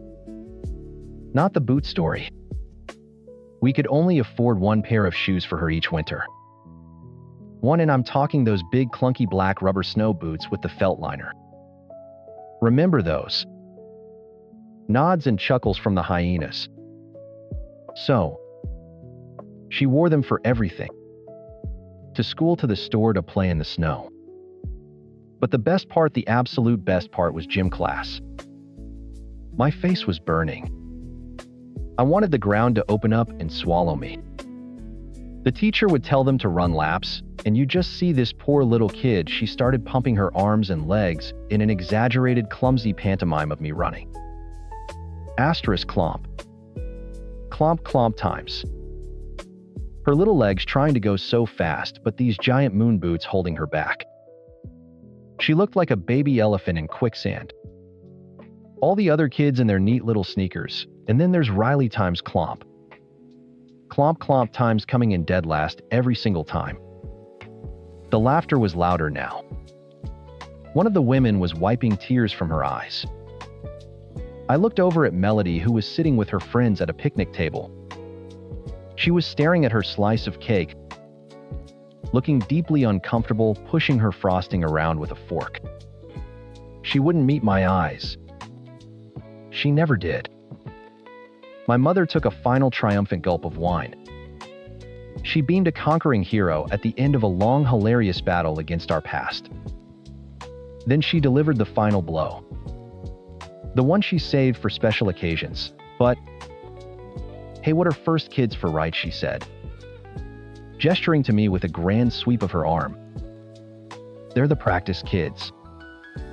The starter pancake you throw out. We had to make all our mistakes on Riley. She wrapped an arm around Melody, who had wandered over to her side. She kissed the top of her perfect blonde head. That way, my mother said, her voice dripping with mock seriousness, we knew what we were doing with the real deal. It's a good thing we didn't waste the money on the practice kid, so we could get it right for this one. Silence. Not from them. They were cackling. The silence was in my head. A sudden roaring quiet where all the frantic excuses and justifications used to live. The noise was gone, and all that was left was the cold, hard truth. She didn't see me as her daughter. She saw me as a punchline. A rough draft. I didn't say a word. I just pulled out my phone, my fingers moving with a clarity I hadn't felt in years. Under the lip of the table, I typed out a quick message. Asterisk me, I'm leaving now. Your stories weren't funny. They were cruel. Asterisk. I hit send. Then, I stood up. I dropped my paper plate in the trash, kept my hands steady. I walked past the laughing women, past Mark's confused and worried face, past my mother, who was already starting another story. I didn't look back. I walked through the house, out the front door, and into the cool evening air. The cheerful shrieks from the bounce house faded behind me. I made it to the sidewalk, took a deep breath, and felt a single hot tear trace. A path down my cheek. I wiped it away, angry. I was done crying over her. My phone buzzed in my hand. Then it buzzed again. and again. A furious, insistent vibration against my palm. I looked down. The screen was lit up with her name. Mom. I ignored the buzzes. I knew what they were. A machine gun burst of frantic questions followed by accusations, then finally the classic pivot to her own wounded feelings. It was a predictable, pathetic dance, and for the first time in my life, I refused to get on the floor. I walked the 2 blocks to a small park, the one with the sad, rusty swing set, and sat on a cold bench under a streetlight. Only then did I look at the screen. Asterisk, asterisk. Mom, asterisk, asterisk. Where did you go? Asterisk, asterisk, Mom.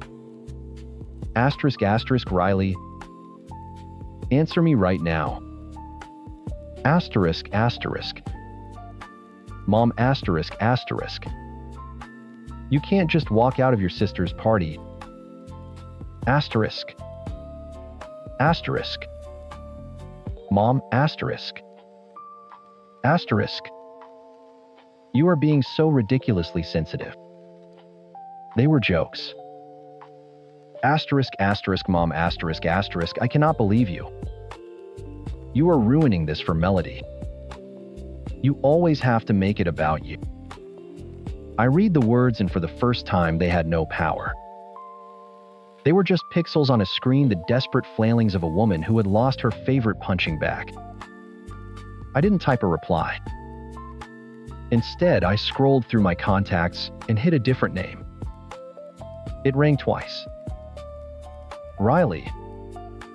What happened? Your mother is freaking out. Mark's voice was strained, the party noise still loud in the background. Can you meet me? I asked, my own voice surprisingly steady. The little park on Elm Street. Please. Yeah. Okay. I'm coming. I waited. The phone in my hand buzzed again.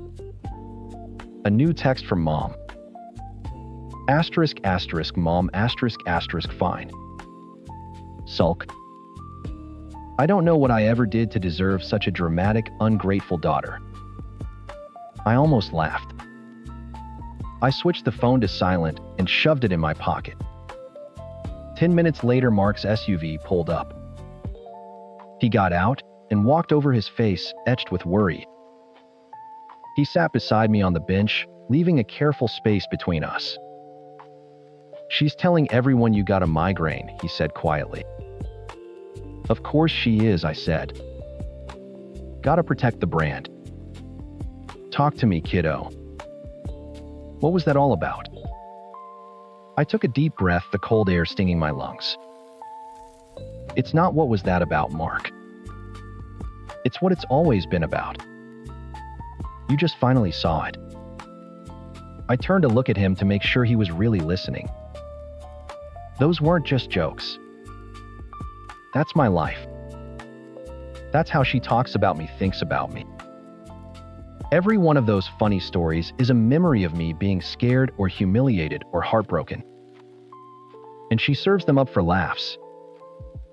He was quiet, just nodding, his gaze fixed on the peeling paint of the swing set. The boots, Mark. I was 8. Kids called me Frank and Riley. I used to hide in the library during recess so I wouldn't have to run in gym. I begged her for sneakers. Begged her. She told me to stop being a baby and that shoes were shoes. My voice cracked on the last word and I hated it. And the practice kid thing. I trailed off the rage, making my vision swim. She says that all the time. She thinks it's her cleverest line. That I was the temporary account pancake. So Melody could be perfect. Riley, I had no. I know you didn't, I cut him off, but gently. You only know the woman she is with you. The woman who has your money and this nice house and a closet full of shoes that aren't snow boots. You didn't know the woman who was screaming about the electric bill while chugging cheap wine from a box. His head shot up. What? That box of Franzia she had under the table. That's not a party thing. That's an every night thing. It was her third glass, before Melody even cut the cake mark. At a 10-year-old's birthday party. She's not just cruel. She's a drunk. The word hung in the air between us, ugly and undeniable. I had finally said it out loud to someone who mattered. Mark slumped the fight going out of him. He rubbed his face with his hands. And when he looked back at me, he looked 10 years older. I knew she drank a little too much sometimes, he mumbled. But I didn't. I didn't connect it. To this. This is what it's connected to, I said, my voice hard. The alcohol makes the mask slip. The nastiness comes out, and I'm always the target. He nodded slowly. He finally saw the whole twisted picture. He saw the rot under the perfect party plan surface. He reached out and put a hand on my shoulder, a solid grounding weight. You were right to leave, he said. I'm sorry, Riley. I'm so sorry I didn't see it. His validation was like a key turning in a lock I didn't know was there. The last little voice in my head whispering times you're overreacting times went silent. I wasn't overreacting. I was reacting perfectly. I pulled out my phone. I have to do something, I said, more to myself than to him. I can't do this anymore. I opened the text thread with my mother. Her last message about me being ungrateful stared back at me. With Mark sitting there beside me, a silent, supportive witness, I started to type. My thumbs were steady. My heart wasn't pounding. There was just a quiet, calm resolve. Asterisk me, you have two problems you refuse to see. The first is your casual, relentless cruelty toward me. My trauma is not your stand-up routine. The second is your drinking.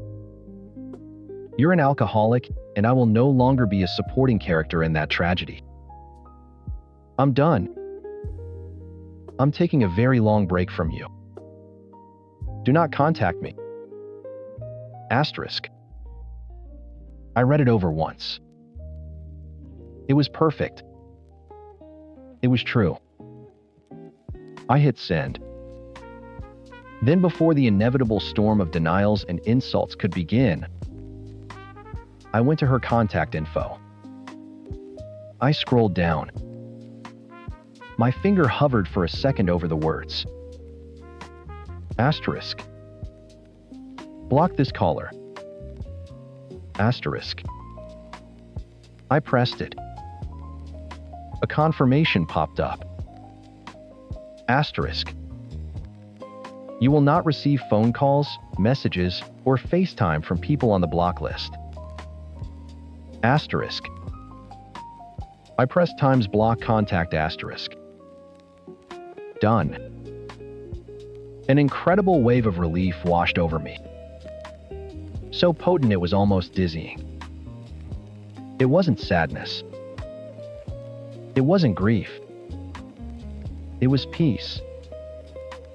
The profound, deafening silence of a phone that would never again light up with her name and bring with it a fresh wave of dread. I blocked her. I said to Mark. The words felt foreign and powerful in my mouth. He just nodded. Okay. We sat there for another minute in silence.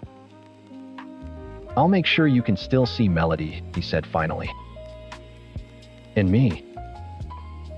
I'll bring her to you. This thing with your mom, that's separate. I won't let her take your sister from you. Thank you, I whispered. And I'm going to talk to her, he said, his voice grim. Really talk to her. About All of it. I didn't know if it would help her, but I knew it would help him. And it would help Melody. That was enough. He drove me home. As I got out of the car, he looked at me. "You're a good kid, Riley. Don't ever let her make you think you're not." I closed the door and walked up to my apartment. Inside, I dropped my keys in the bowl by the door and leaned against it, closing my eyes. For the first time, my home felt completely safe. A fortress. The siege was over because I had walked off the battlefield. There was no regret. No second guessing. I hadn't destroyed a relationship. I had just finally acknowledged that there wasn't a real one there to begin with. I was not her practice kid. I was not a punchline. I was the one who got away.